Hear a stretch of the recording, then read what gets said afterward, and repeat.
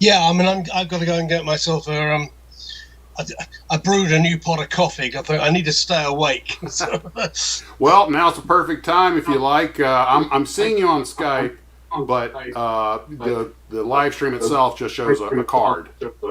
Well, what I'll do is, because I've got two screens, I will actually pull you up. I'll pull the feed up off of. I've got it somewhere here because I posted it on one of our Facebook pages here. There's a guy I know, Ricky Wolf, Oh who yeah, says he drops in, and he should be there. he actually submits a great deal of stuff, and he's a big resin guy and really pretty good at it too. Yeah, he comes to our shows. Lost British Products, Lost British, yeah, something like that. Yeah, I mean, I know him from there. I've helped him out on a few jobs he's been doing as well. But yeah, I've got. That's your previous one. That's not.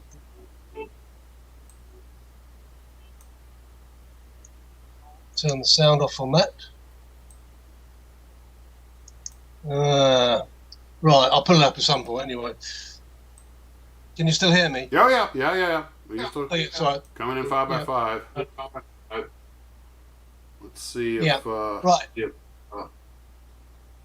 Is it streaming?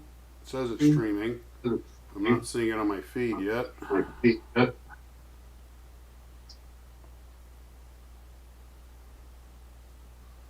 see if I've got an email about it. Let's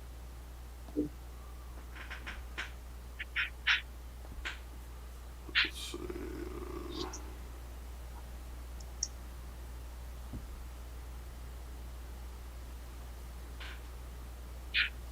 Okay, it says we're live on my. Yeah. Okay. Let me get that. Okay.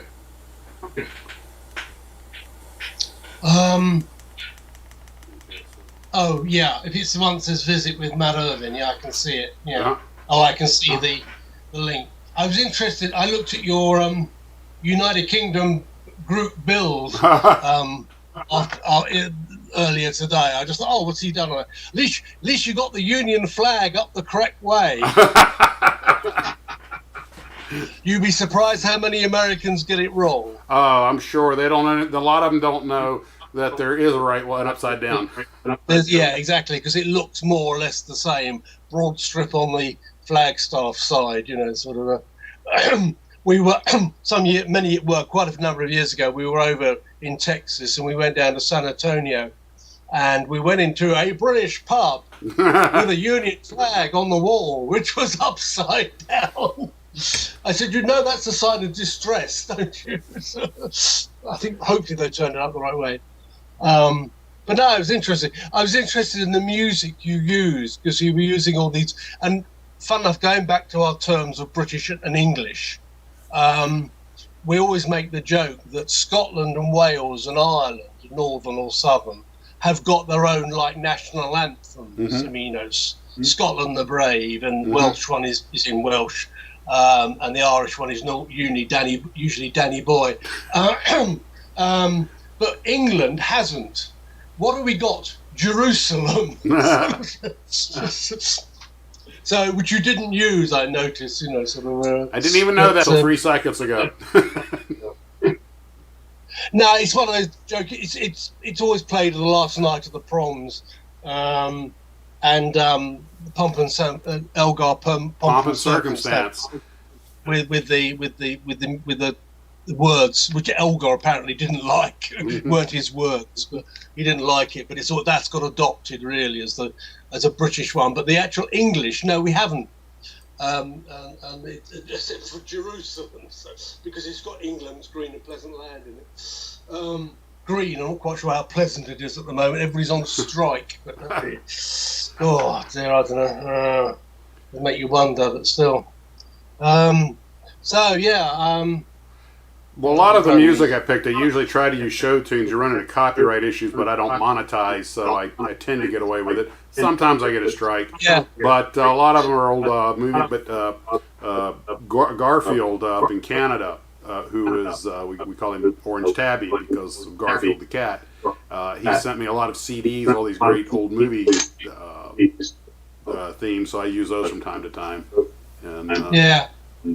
It depends really how you... whether the companies are watching, whether they've got auto blanking on. I watch an American guy, Rick Beato, who's a musician. He does like you. He does videos on music and things, and he says, and he'll play clips. I mean, he's only going to play like 10 seconds of each one, but he'll say, and the next one I can't play at all, which is Queen. Queen block everything. The late artist, formerly known as Prince, had a very active crew that scanned YouTube all the time before they could do it. Now I can do it with an algorithm. But the worst part is, the way I got around a lot of it was using people's cover songs, because they're. Yeah. But even a lot of the material is getting sensitive enough it can recognize note patterns. Yeah. Yeah. Oh, they will. They'll get. They're getting cleverer and cleverer and cleverer. But I don't have to do that, so I'm not. Sort of. I'll get the guitar and do it myself. I did that one time. The viewers asked me, "Please, never again." I also sang one time. They demanded never again. Any requests? Yes, please don't sing. No, it was more like, if you sing, we will hunt you down. Right. I've got it up on the other live stream. Begins at 6 p.m. That's Eastern, possibly. Eastern, yeah.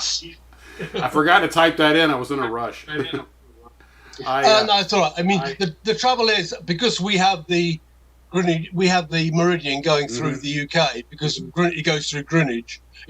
I've done the standing 1 foot in the Eastern Hemisphere, one in the Western. There, we've all done that if you've been there. We seem to forget everybody's on different times.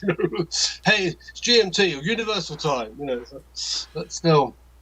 If you want to grab another coffee, perfect time. I'll ring up Steve, the fellow with the canine on his lap. He's in the kit model business. He often has great contributions to make. I have him on my phone. Yeah, go ahead. I'll go and do that then. And I mean, how long are you intending to go on? As long as you want to go. I mean, I usually try to keep it below 2 hours, but just as long as you feel like chatting. I'll see how I go. I mean, basically, once I get going, I should be all right. But I might suddenly say, "Hey, it's 1:30 here, and I've got to go." Well, actually, it'll be 12:30, I suppose. But I'll see how it goes. Anyway, Okay. let me go. Okay. All right. Give myself a cup of Joe. Go. We don't call it that, right? Guys, I know you can hear me probably. Obviously, this is being done very differently than normal. Just because of bandwidth issues, I'm going to leave the picture out of it, so we only have one in a time. Let me see. Unfortunately, we're getting a little feedback from his, but hold on. I think I can fix that part. Okay. So anyway, there's going to be since Matt's the guest of honor, once we get going, he'll be the only one on camera. And I might later try and stick my picture in there, but why? You guys know what I look like. And let me give Steve a call.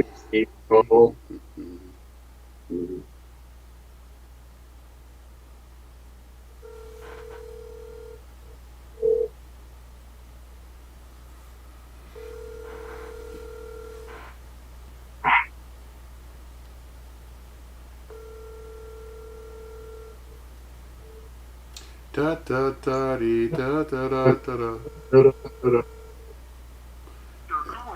Oops. All right. Did not expect that.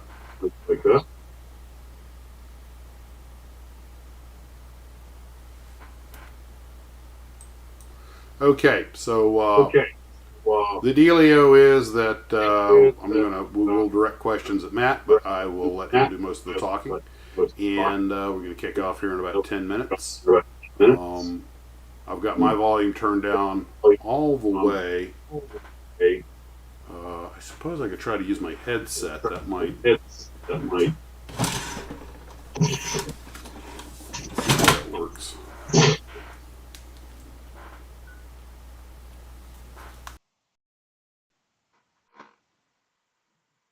Okay. All right, guys. Are you still hearing any echoing? Test 1, 2, 3.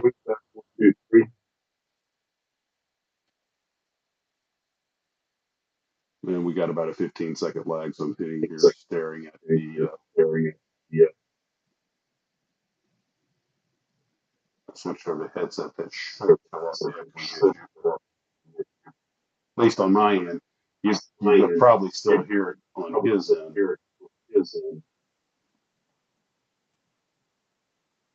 Hello. Garfield, we were just talking about it. Echo. I'm still getting echo. Ricky, we're talking about you too. There he is. Hey. So, Matt's running to top off his copy before we get started. I was just emptying mine. That's Yeah, that falls in the category TMI. Give us a 5 check so they can hear you. 1, 2, 3, 4, 5. You guys hear Steve? And he's returning.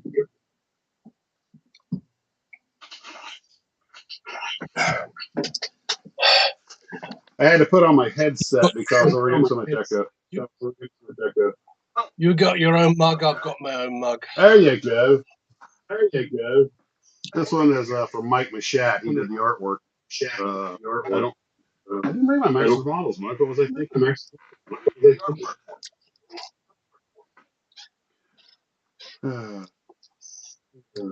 Is my voice coming over okay? Is it echoing at all, or It's echo. Well, my voice is echoing through.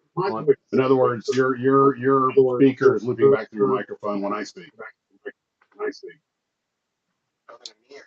right? It shouldn't do, but hey, sometimes it does. I mean, I can go on cans if you prefer. I'll put mine on. We're going to be switching over to headset technology in just a second. We'll see how it goes. If you want me to, I'll plug the cans and I'll leave them out. Okay. Well, we got about 10 minutes, but I don't think anybody's going to lose any sleep if we go ahead and get started early. Oops. Okay, guys. There's Matt. And oops. Okay, let me put get Mac. There we go. Now you're live on the interweb with all the viewers of Max's models and all that that implies. I've got Steve on the telephone. I don't know if you'll be able to hear me. Can you hear me at all? I'm asking if they can hear me. No, I can't use my regular microphone that I use because it kills the audio. You know, the microphone's hidden in this thing. Steve, give him a 5 count. 5, 4, 3, 2, 1. Were you able to hear any of that? Nope. I don't think you're coming through. 1, 2, 3, 4, 5. I can hear him. Oh, you can hear him? Okay, great. Well, Matt, first off, thanks for coming out, being with us this evening. That's fine. And Late this evening for me, but hey. Well, we won't keep you up too long. It says they can hear me, but it's not clear. Yeah, I'm not using my regular microphone. And I could plug it in, but then there would be no audio at all. Well, I can give it a shot, see what happens. Since I'm using the headset, I don't know. See, the problem is, Matt, if I plug it in, I lose the headset, I won't be able to even hear you. The magic of technology.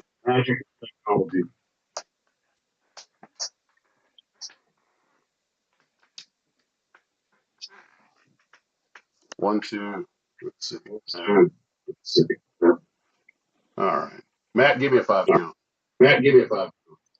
1, 2, 3, 4, 5. Okay, 1, I 3, do 4, hear 2, you. 1. Let me try this. Audio input.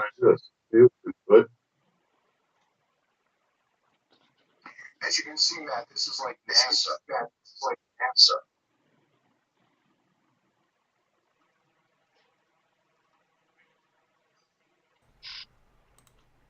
All right.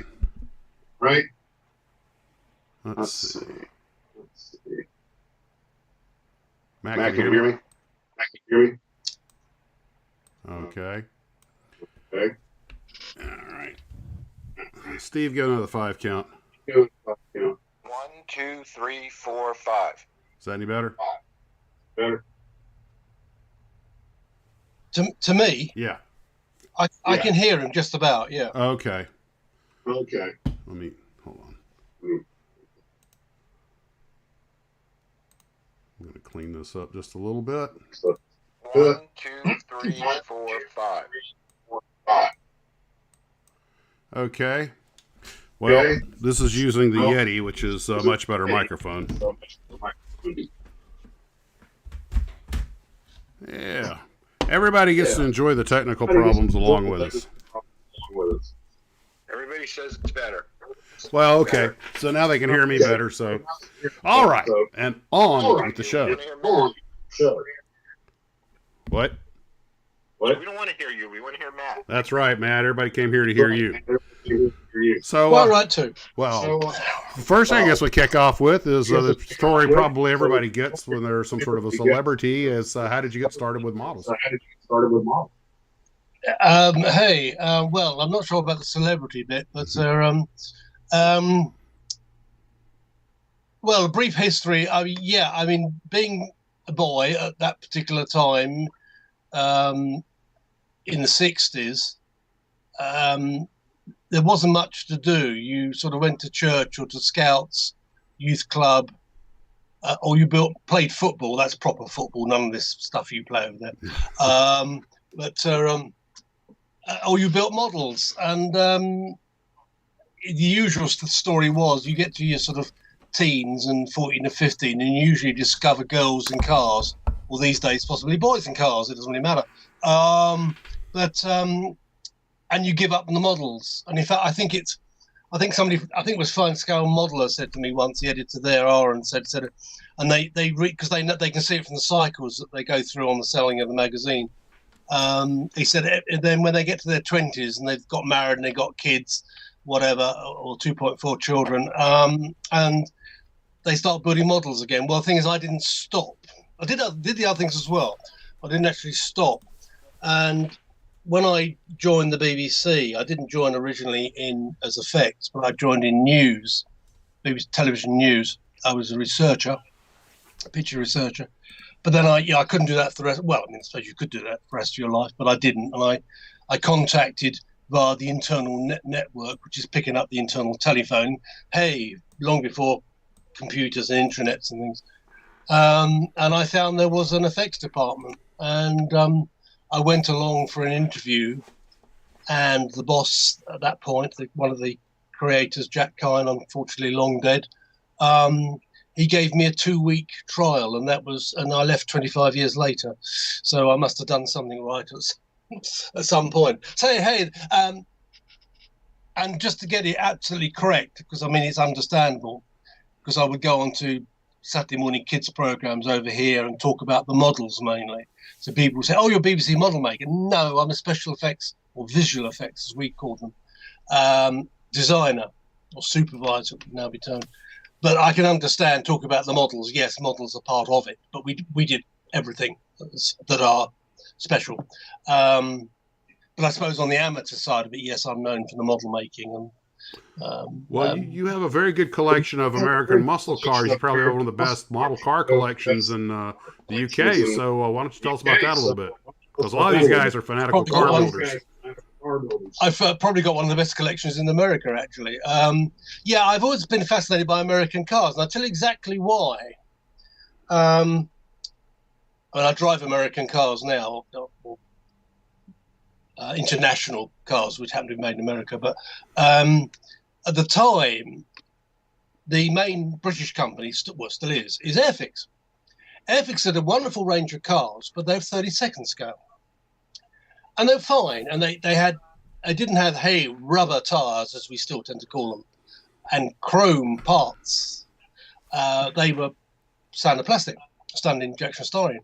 But anyway, I went one local model shop when we had local model shops, which are then few and far between around the world, let alone here in the UK.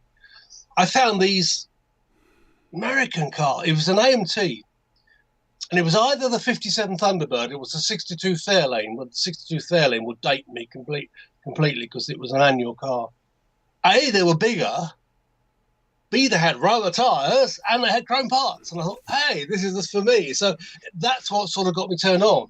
And I still did the Airfix stuff as well. And in fact, they went out to rubber tyres and chrome parts and things.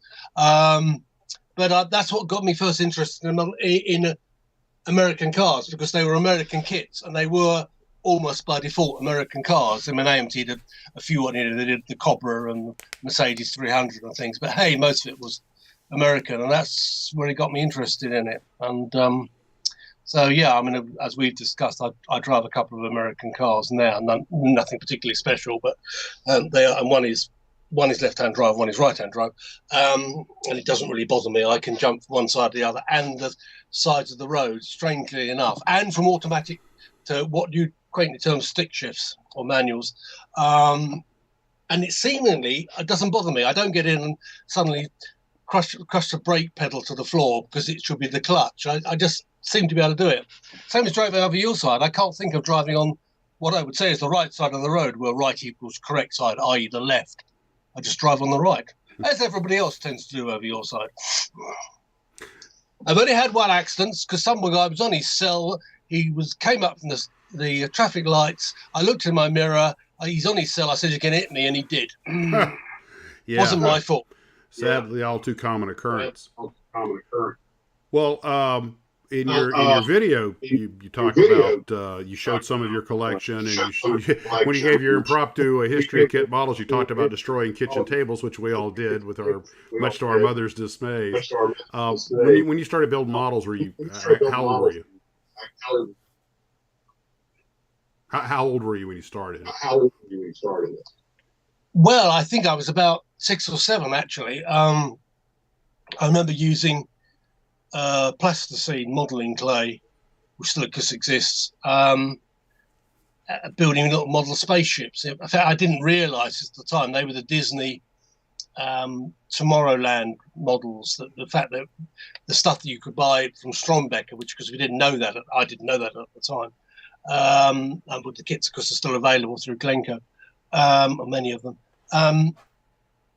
And then basically it was the Airfix. I mean, I think the first kit I know this, the first Airfix kit was the Austro-Antarctica in a polythene bag, And in fact, recently it was 2 shillings, remembering, because that was pre-decimal money for us. That is 10p in decimal money, which I suppose equates to about 15 cents. I mean, it is the time of, cheap kits, Revell kits of 49 cents or something or other. But the first Airfix Series 1 in a poly bag were 2 shillings. And recently, within the last, the memory goes back far enough, but I mean, I found one of the swap meets or somewhere, I found the original bagged kit. £5 it cost me. Do the math, as you quaintly say. The increase of £5. What's £5 these days? Current rate of exchange is about $6. I bought it again, so I've actually got an original one back again.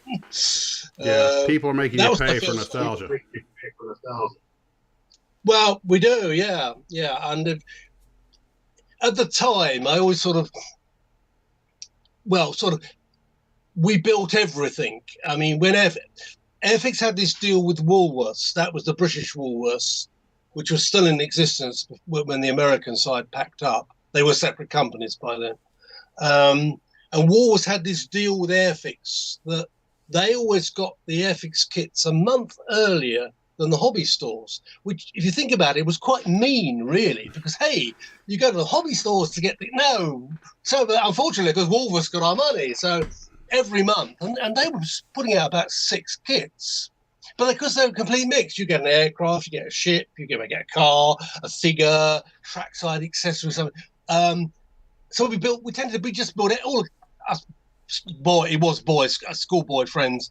You know, we'd all go to the Woolworths on the day. Oh, they're going to be out today. We go out there and spend all our hard-earned pocket money and buying the kits. But we did buy everything at the time. But after a while, you realise you've got to end up specialising because, you know, A, it costs too much, and B, where do you put it? Yeah, that's an age-old problem for all of us. And you can't bring yourself to throw away good builds, but you run out of shelf space, something's got to give. You know, if you give them to children, that's the kiss of death.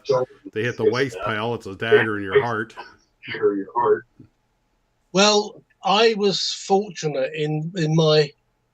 I have to thank my ex-wife for this, because I lived in North London at the time, and she lived further north, about 30 miles further north. So her local paper stretched out equally the other side, as it were, as well as towards London. And she actually found the place we live in now, in a village, North Buckinghamshire, near the new city of Milton Keynes, of which people often say rude remarks about it. And but it's, you know, hey, it's a new city. The thing about the UK in general is I've got a friend I mentioned, Dean. He said, "Oh, the house goes back to the 1930s," and I'm thinking, the 1930s here, that's just been built. Yeah. That's not old. That's not old. You know, 16th century. Bits of my house here are 16th century. And we do have indoor plumbing, I will point out. It has been modernised. And we have the electric light. You know, please switch it on at the wall. Although ours go the other way. Yours go up, ours go down. Switch them on. But the bit I'm in, I mean, the walls are that thick because they are stone walls. The rest of the house is modern in the sense, you know, that it was built. I mean, it was rebuilt in the 1970s, so it's classed as a 1977 house. But no, the bit I'm in is 16th century. I think Steve has a question for you. Wi-Fi through the walls either. That's the other problem.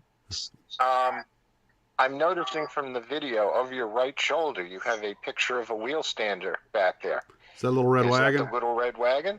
Yeah, I noticed that. You got the little red wagon behind you. Signed by the driver, signed by Bill Golden. I was speaking to him today and told him we were going to be on, and he said to say yes, hello. It's funny, actually. You're the first person to actually spot that. Yeah, well, amongst the car buffs on the channel, that's pretty classic. By the way, I don't know if you're familiar with a kit model designer named Jim Keeler. He did, but he sends his regards. He heard you were going to be on right. Steve is a good friend of his, who's on the phone with me. Yep. Yeah, the little red wagon actually came from a time when the big Chicago model show was on, originally called Richter, Radio Controlled Hobby Trade Association, and then later iHobby. And I left the BBC in '93, so I went freelance. So I was into Chicago and get myself a hotel room and go along to the show. So I started to meet the people there. And one time, I'd have to. Good thing about digital is that, of course, they've got the date stamp on them immediately. I can go back and find out which show it is.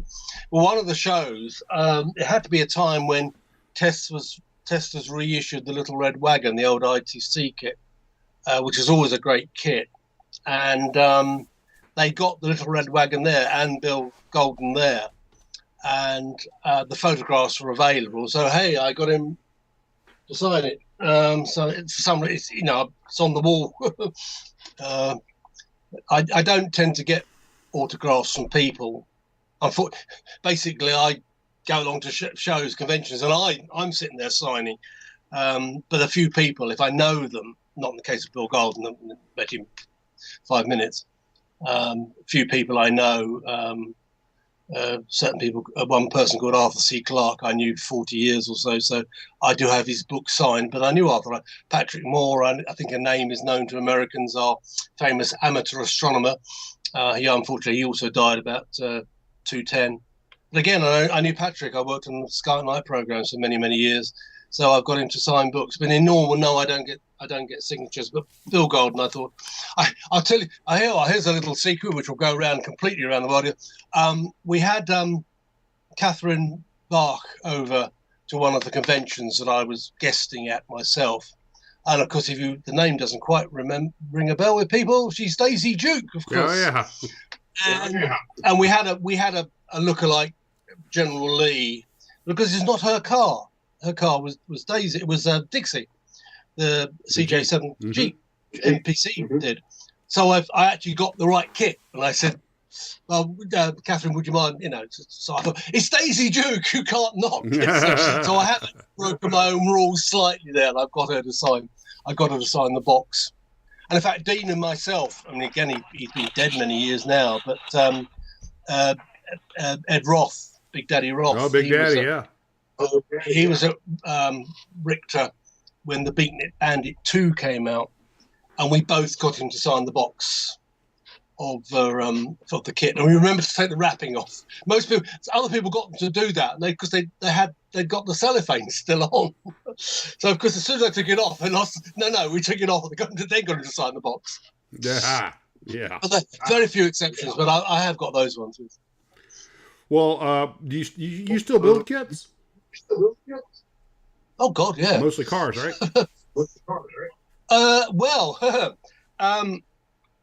Going back to what I said earlier, but you tend to end up specialising because there's not enough time, let alone anything else, to do anything. And I ended up for for effects work. I was doing a lot of space stuff because, hey, I'm a fellow of the British Interplanetary Society. One knows about these things. I did most of the factual space programs, the Horizons, which you get as Novas, and the actual space studios, the Apollo time, or Apollo Soyuz, anyway, I did. We built a full-size Apollo Soyuz. It didn't quite work, but it was certainly full-size. So I tended to do those. And so the space side tended to be, it's work. So the cars were the hobby side of things, but they got muddled up anyway, got mixed up. And when I started doing books, and this thing I did get standing by. I mean, for example, I did that book on spacecraft, and I did that book on car modelling, both for Crowwood. And in fact, I'm doing 3 books at the moment. One is co-authored, and they're all space. So the cars are having a back seat at the moment, but I still do them. But the trouble is, what I have found is you can be concentrating so much on building something, you've got to have a break. Go and get another cup of coffee, go for a walk. I found actually after Christmas, I haven't been out the house. Well, I walk down the road, pick up my newspaper. I get it on screen, but I'd like to have in the morning, get up, go and get the paper, sit down, put the radio on, make the coffee, and then just get myself together for the day. But I hadn't actually gone out. I actually got in the car and went. I think I need to go to get some paint or something. I thought I'll go get some paint. I'll go to Halfords, which is like your AutoZone, actually I have an AutoZone account because American cars. It's easier. I use it in Chicago, because I'm working from home all the time. All right, my workshop. I personally explained to you that I'm in my office, which is on the second floor of our house, or the third floor, as you would say. I'm beginning to get used to this back to calling the ground floor the first floor. It is the first floor, second. So I'm on the third floor, but my workshop is down the stairs, across my driveway, into the separate building, which used to be the village forge. I told you it's old, when they literally used to feed the horses and things. And that's my workshop. But if I'm there, I haven't got the computer there. I could put feeds in, but I haven't got I have not got that elusive round to it. I keep the two things separate. So in the mornings, I'm up on the computer doing emails and things, and then I go down in the afternoon into the workshop. So yeah, I'm I'm also doing, if anybody's familiar with that book, that was published in 2002. It's a definitive book on all space models ever made. Yes, there's going to be missing bits, but in general, it is regarded as the Bible. I'm doing volume 2. 20 years later, creating space, return to orbit. So I'm working on that for Apogee in Canada for that.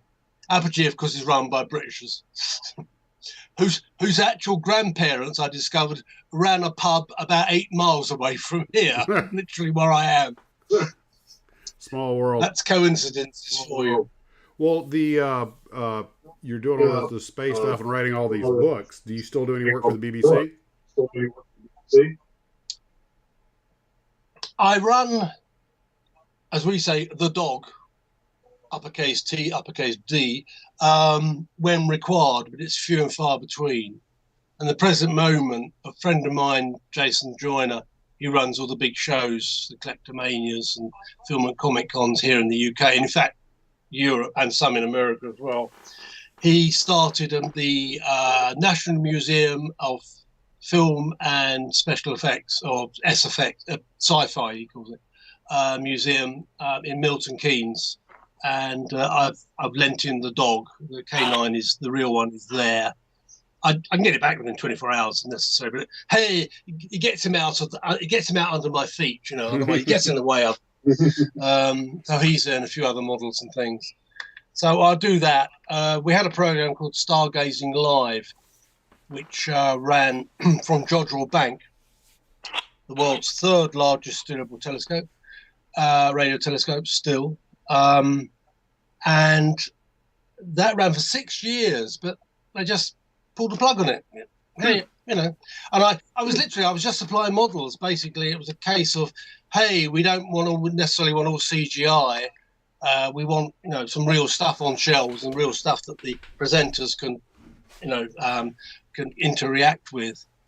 And we had some famous people there. I mean, we had a certain Buzz Aldrin as a guest one time, and they said, "Oh, can you bring some Apollo models?" Well, yes, you know, Saturn V's and lunar modules. And I got the big lunar module, which is actually made by Vista Replicas. It's a resin and white metal, i.e., it's pretty tough.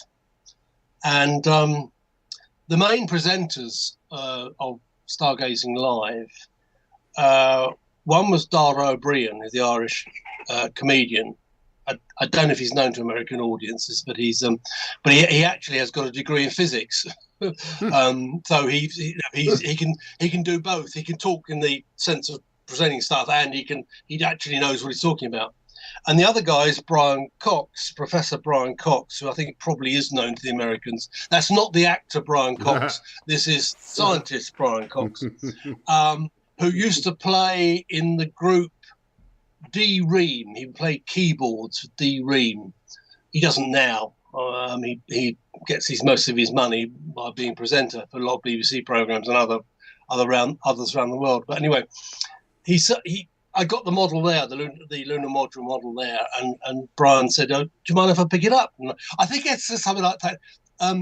Yeah, Brian, as a keyboard player, you're not a bad presenter. It was something sort of slightly, and he smiled slightly at me. I'm not quite sure whether he got it or not. But anyway, during the day, we were rehearsing because it went out live in the evenings.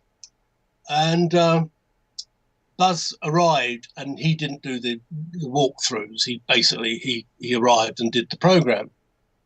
But anyway, come the actual dress run, so he was there for that. I realised it wasn't Brian picking up the lunar module, it was Buzz Aldrin picking up the lunar module. I thought, if anybody's allowed to drop the lunar module, it's the lunar module pilot. He was extremely professional, and it was absolutely fine. I did, again, going back to the autographs, I didn't get his autograph, but I said I had got some general pictures. I was, you know, just behind. I did ask him, Buzz, would you mind? And first of all, say, pleased to meet you, Colonel. And then it was Buzz, you know, sort of, and due deference to his status. But I said, Buzz, do you mind just holding them just to camera? So I actually, with my camera, isn't it? I said, with my Nikon D7000. I actually got some posed photographs of Buzz with the model. So it's not a signature, but in some ways it's better than that. It is. This is that. It is. Yeah.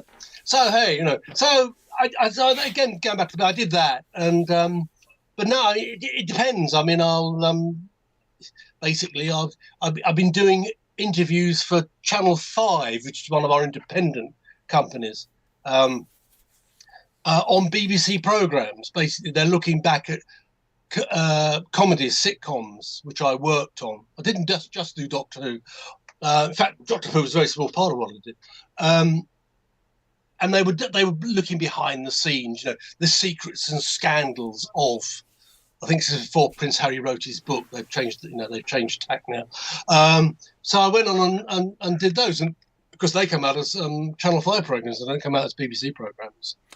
So one does, if one's asked, and if the money's, hey, are you paying? Or we can't afford to pay you. Why are you asking me then? I've had that loads and loads of times. Can you do so and so? How much money have you got? We haven't got any money. Well, don't bother to ask me then. But, that's everybody wants. Usually negotiate downwards. You get pay my train fare or something.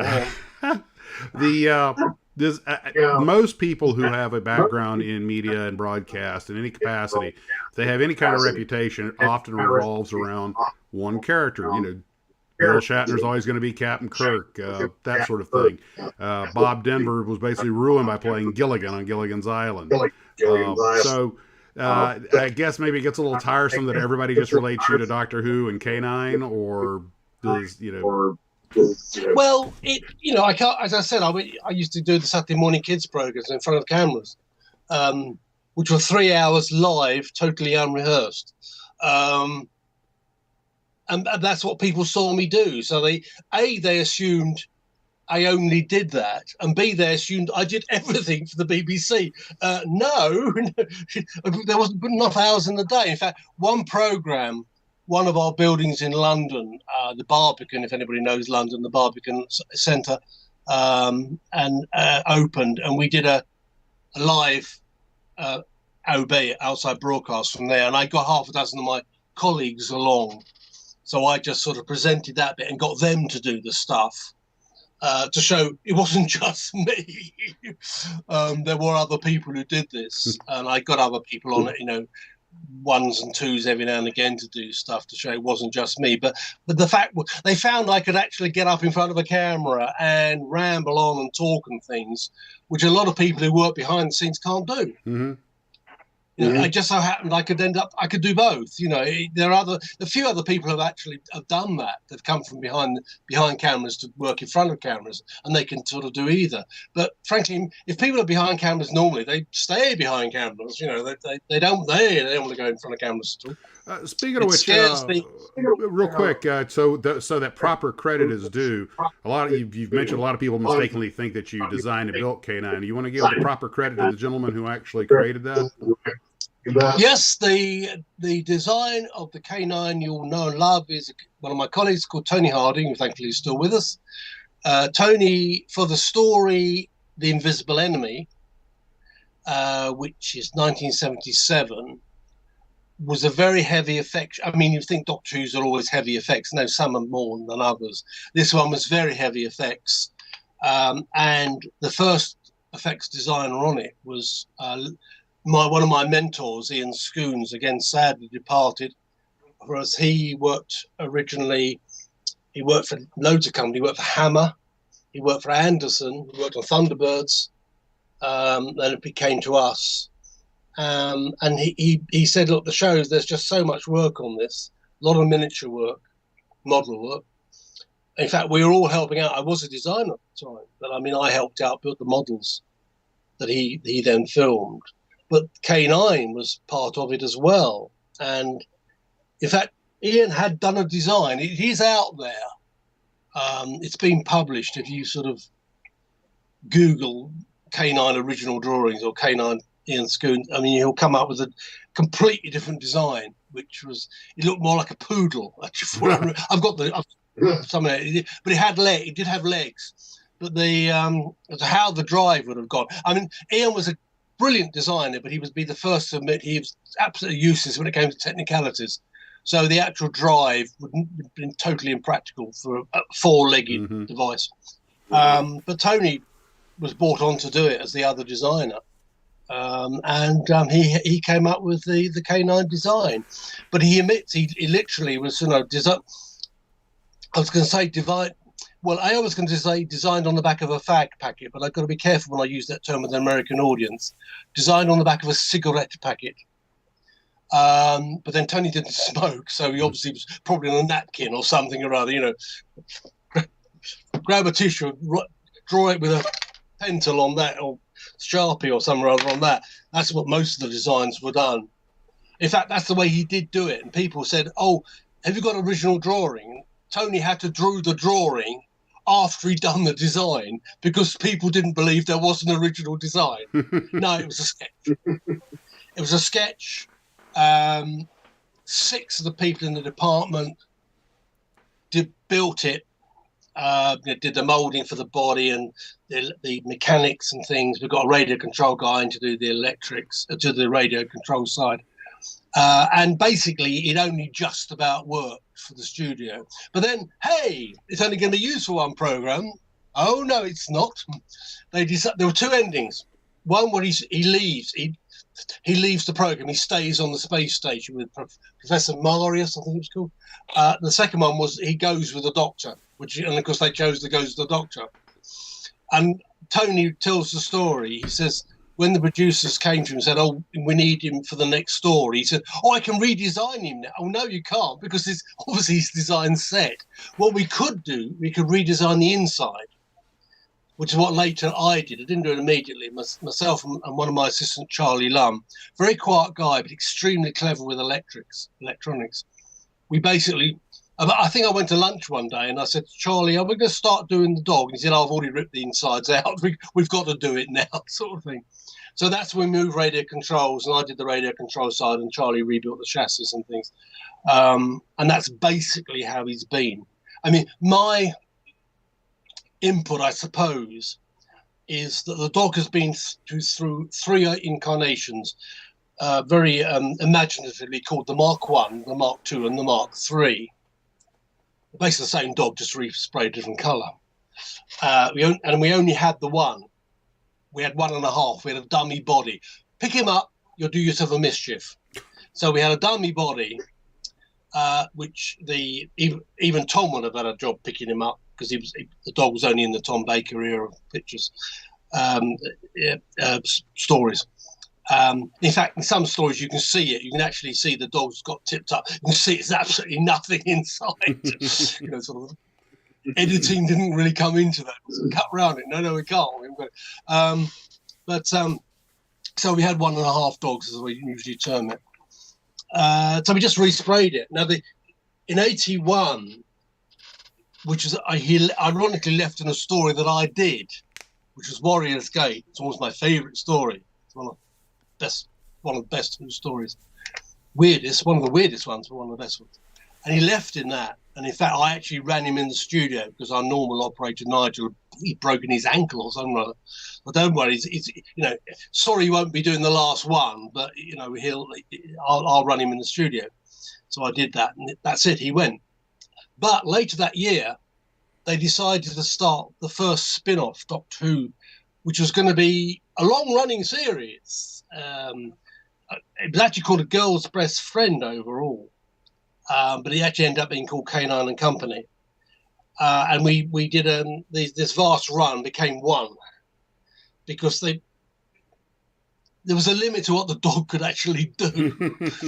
So we did the one off, but because Sarah Jane, the lovely Liz Sladen, who again sadly died far too young, a few years ago now. Whenever I tell these stories, I do say, "So they're dead. It gets a bit sort of like, a roll call.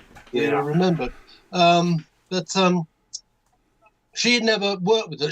Although she worked with Tom as the Doctor, she'd left before the dog arrived. So she'd never seen the dog.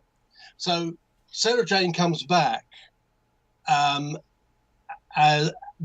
the dog is delivered to her, but she doesn't know what it is. But because it couldn't be the Mark II dog, It had to be the Mark III dog. Now, I designed the Mark III dog.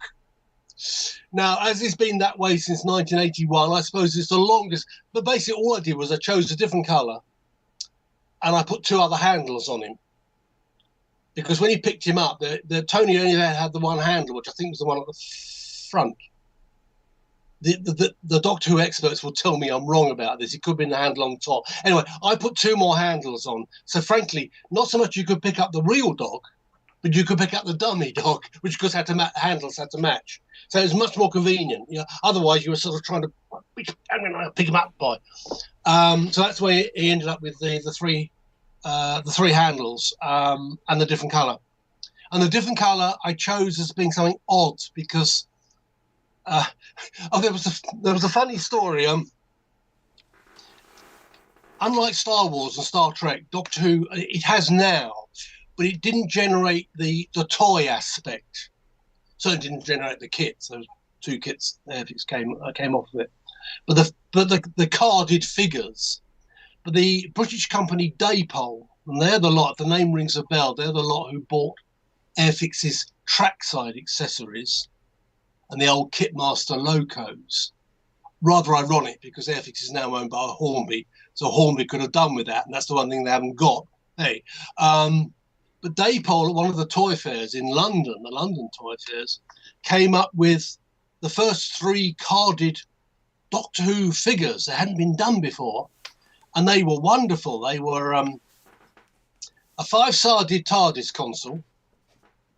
It's 6-sided. A green K9. It's never been green. And the best one of all, a 2-handed Davros. He's only got one hand. You know, he's like Dr. Strangelove. So we thought, well, shall we paint in the same colour? No, we're not going to let them get away with this. So I came up with this other colour for the dog, which is pick some colours which don't match. And the 2 colours that don't really match are brown and blue. They don't really go together.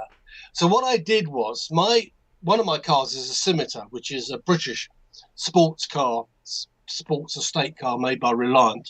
Princess Anne, I think, still got one. And that was a horrible brown. It was a Rover Sierra brown. I've actually had it resprayed. It's a red colour now. But the brown, I thought, so I went down to, I said, Halfords, AutoZone, bought some paint, and I sprayed in brown. Then I got a blue, which actually was a Renault metallic blue, and I misted it over the top. So in strong lights, he looked blue, but otherwise he still looked brown. You got this odd mix of colour. I thought, well, he's alien. He's an alien device, so let's make him an alien colour. The trouble was, over the years, I remember going from 81 through, he was going, if ever he got damaged, like he ran into the scenery and a bit of paint chipped off, you got the can out because you got the blue out. So he got bluer and bluer and bluer because he'd just been resprayed with the blue so many times. You lost the brown completely. Because I'd say to kids, I mean, people would say, hi, and I say, what colour is he? Say, oh, he's blue. No, he's actually, forget it. I know he looks blue. In 2009, when Sarah Jane she came back in 2004. It was the longest run for an actor recreating a role. It beat Dallas, I think, which was something like 13 years. Because this has been 81 to 2004, 25 years. Sarah Jane recreated the role, Liz Sladen recreated the role of Sarah Jane. And then Russell T Davies, who of course had brought Doctor Who back, is now taking it back on again for the season, this year's season, with the yet another Doctor. He wanted his own series. He came up with Torchwood, which of course is an anagram of Doctor Who, but of course we all knew that. And also, because Sarah Jane had been re-established with the dog, so he brought back Sarah Jane as the Sarah Jane Adventures. And it was a bit like doing old Doctor Who in Set on Earth with John Pertwee era. So the dog came back for that. And because I said, do you want it to be the Mark IV version? Which cut? He said, no, he's the Mark III. I said, well, do you want him modern devices like a USB ports in them and things? Kids can plug their iPhones in. No. We assume he works on Bluetooth or something or other. But I did actually. It went high definition. The shooting, it went high definition. Ironically, actually, before Doctor Who did. I debate whether shooting in HD makes much difference. I think it makes it look worse in many cases. Why we want 4K, I do not know. They're working on 8K now. The eye can't define 4K, let alone it's done for gaming because the refresh speeds basically is why it's done. But HD itself, it's never been defined exactly what HD is, but it's higher than standard resolution, which for us was 625, for you was 525. They said, "Oh, can you rebuild him? $6 million man time." Well, yeah, we can do. They gave me some money to do that. So I stripped him down completely, literally.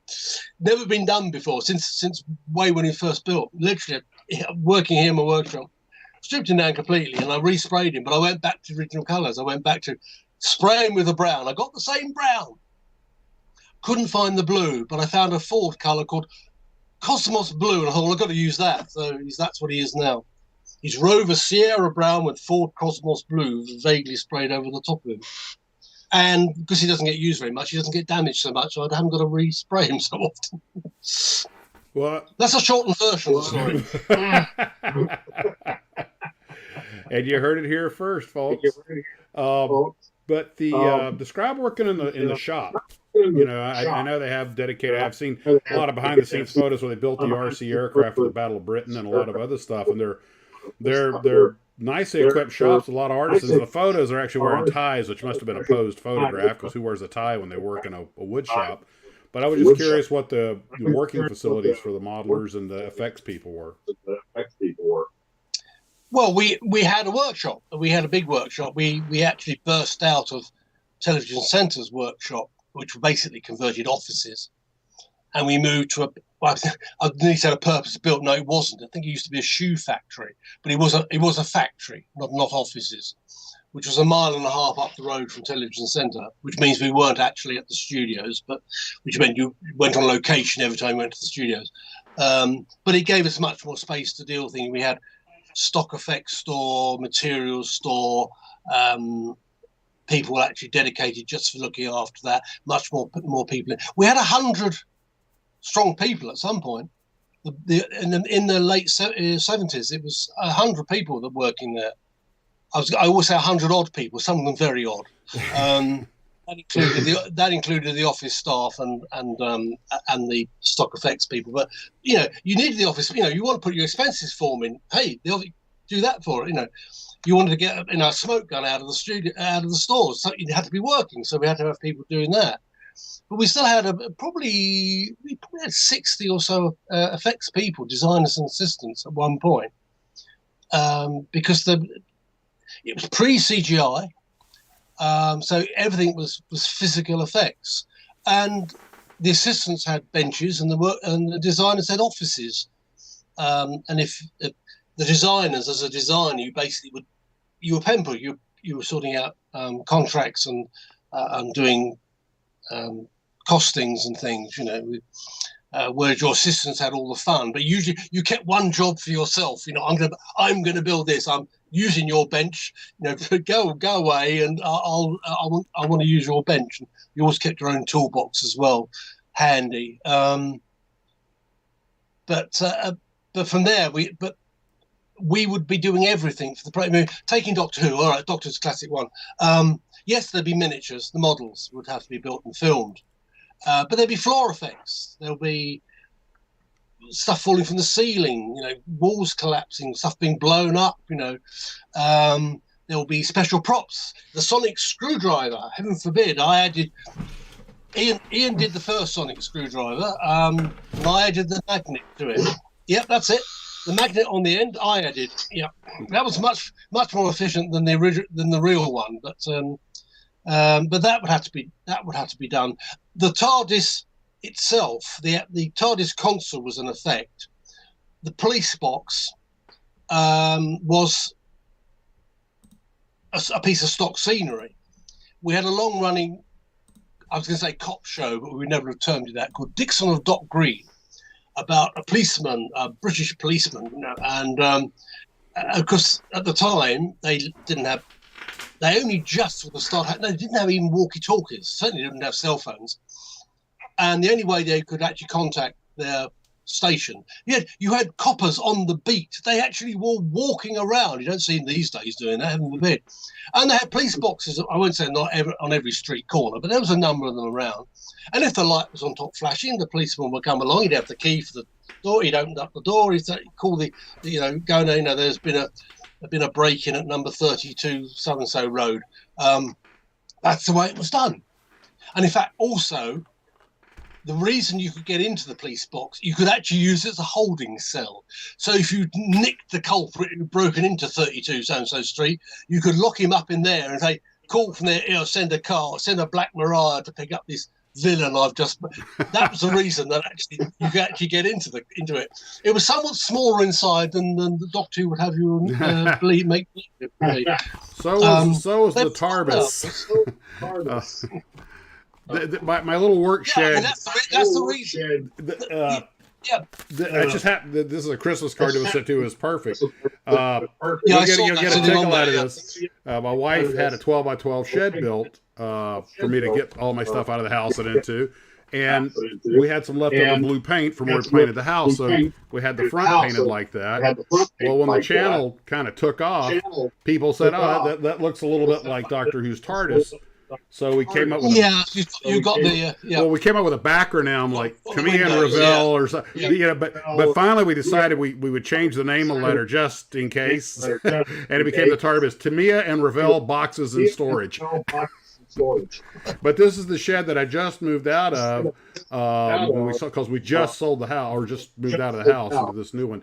And unfortunately, the new TARDIS 2, which is longer, has run into permitting issues. So that's all. Oh, and to add insult to injury, the electricians showed up today. They didn't get the word that the permit hadn't been approved, so that got embarrassing. Good times. Man. Yeah. Steve's got a question for you. Do you have anything to do with the canine from the children's television show, the one that flew and did all those wacky things? He'll have to repeat it. He's asking if you had anything to do with the canine from the children's TV show that did flew around and did all the wacky things. The easy answer to that is nope, and nor did anybody else who had anything to do with it. The only connection was John Leeson did the voice. And as it was an Australian series, I think he did it with a slight Australian accent. No, it was it had nothing to do with the BBC. It was an idea that Bob Baker came up with, one of the co-writers of The Invisible Enemy. Bob Baker, Dave died many years ago. In fact, Bob died relatively recently. He got to 80 somewhere. But he wanted to do it, and the BBC didn't want it. In fact, I think Channel 5 here showed it. But no, we had nothing to do with it. So we can still say there are only two Screen News K9, BBC Screen. That's what we have to say. It's a BBC Screen News prop, not a Screen News prop without the BBC in front of it, because it was nothing to do with BBC. Yeah, you knocked me off when you flipped out the... I accidentally I switched over to my little Bluetooth communicator. So there's a lot of crackling going on. I missed all of that. I saw that. I was flipping over to my Bluetooth communicator because it has a much better microphone than the phone. Thought maybe you'd be able to hear Steve, but I accidentally hung up on him. That's okay. So let me see if I can. All right, did you catch the answer, Steve? Yes, I did. Thank you, Matt. Yeah, I still don't think he can hear you very well. We are, after all, yelling across the ocean. So, what are some of the other than the books and the model cars? You got any other cool things cooking in the works? Well, to be perfectly honest, the books are taking up most of the time at the moment. I'm already behind with the books. I feel slightly guilty with one of the publishers in that the books I'd done before I actually delivered on time. To which my editor was amazed. He said, "You're the only person who's ever done this sort of thing." The trouble is, the same editor, I'm doing this other book, and in fact, I'm now behind. I've joined the masses, and in fact, it's nobody else can deliver on time, so I've got to start. It's loads of things sort of basically gone wrong with the thing. It's I didn't give myself enough time on it, but I've got to get down to it. These holiday seasons like Christmas and New Year get into the way of things as well. Oh yes, they do. Yeah, I understand because I'm currently training on another airplane, and I've spent 2 weeks studying it, and I feel like I don't know anything. Training starts tomorrow, and I just feel so behind. It's just, so I completely understand what you mean about that. Yeah, there are certain things you think are going to go straight forward, and mostly they do, but all of a sudden just things go wrong. Yeah. It sort of it throws you. I mean, on this one of the new books, I was building something or one of the space things, and I got virtually 90% finished, and I felt, this is wrong. I've got to start all over again. Oh God! It was easier to say, I'm going to start all over again, and also you get to the stage. We had this with effects, really, particularly when I was an assistant. There gets to a stage when your work area has got so bunged up with stuff, you've just got to say, enough. I've got to clear it up and start again. Otherwise, you're just wasting time. And I've got that, although my workshop area is a lot bigger than I ever had at the BBC, ironically. I mean, not the physical area, but my individual work area is a lot bigger. In my inner workshop, I've got I've got the model making bench. I've got 2 photographic areas. I've got areas I can put stuff waiting. I've got a drawing cabinet. I've got a spray booth outside, the vents to the outside. I thought, well, let's build this properly. And if I need heavy duty stuff, I can go into the garage or garage and use the machinery I've got there. But I just had boxes all over the place. It didn't help. I flooded the workshop as well just before Christmas. Oh, really? Yes. Well, I was washing the shelving. I hadn't used it for ages. It was sitting under a tree, and it was white, and it had gone green. And every time I moved up to the garage area, I thought, oh, it's ridiculous. I just need to take half an hour, and I'll just go and wash it, and just therapeutic. And I reeled the hoses I used just for filling it. So I've got ponds at front and rear, and I've actually got a well. The house isn't old enough to have a seepage well in it, and I've got a pump down it. I pump the water out now. So I took the pipes off, put them into my barn. I've got a sink there, plugged it into the barn, switched on the water, went out to the car, and it was a lot dirtier than I thought it was going to be. So in half an hour, it became 1.5 hours. When I came back into the barn, the floor was, where the hell does this water come? I thought the sink was leaking. I water off it. I've got carpets, or they're old carpets, but they're just, so you can walk on. They were completely soaked. The hose, the 1/2-inch hose, typical garden hose, it got a tiny pinhole in it. Now, outside, you never would have seen it. And hey, it's on the grass. You wouldn't notice it. Inside, yes, you did. And I actually stared. I thought, there's this tiny pinhole. Because it had been on an hour and a half. Hey, pinhole sank the Titanic given enough time. The carpets out. I can't. Fortunately, didn't hit anything dangerous that could have dried out. Still delayed me. But it's things like that, Oh, yeah. I can't find it, but I have a photograph of you and Nick Argento and Andy Yanchus all holding your models in front of it. What's the story behind that picture? I'll find it later. Uh-oh, sound died. Yeah. Sound died. Yeah. Oh, that's the picture. It's the picture there. All right. What's the story behind that photo? Right. That was taken late 90s, or the book was published 2002, so it had to be pre that. It was taken at Nick's place in his original house. He's in Massachusetts, Auburn area. That's the biggest town, Worcester and Auburn. Worcester. Yeah, at least it's said the same way as we pronounce it. It is Worcester. It was his house, and I'd gone in. It's got the only time Andy was there would have been December. It was in the 90s, because George was still at work, so she didn't come with me. So I was on my own. I'd gone into New York. I think it was at whatever time it was. Andy, to people who don't know, Andy Antrus was an old friend of mine, sadly died, ironically, 9/11, 21. He worked for Aurora as a project manager for many years, and then went to Marvel as a colorist with a Z, not an S. But he was a brilliant kit historian. I'd say he didn't suffer fools gladly, and I got the short end of getting something wrong from that was Andy, but lovely guy. But he didn't drive. He lived in New York. Hey, why do you drive? You live in New York. You got the subway. So I'm over your side. I drive on the wrong side of the road, and so I got the car. And we were going up, and I think actually, Nick, because you always do it by times, we don't. We do it by distance. He said, "Oh, it's going to take you 4.5 hours to get here."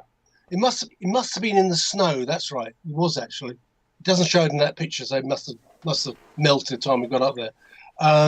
It said, "Oh, it'll take you 4.5 hours." I did it in 3.5. But anyway, we drove up there, and it was basically Andy hadn't been up to Nick's place. And I hadn't at that point. I had since then, and so we did it to just to meet up. But we had, and it must have been Nick's wife at the time, must have taken the photograph because I'm in the picture.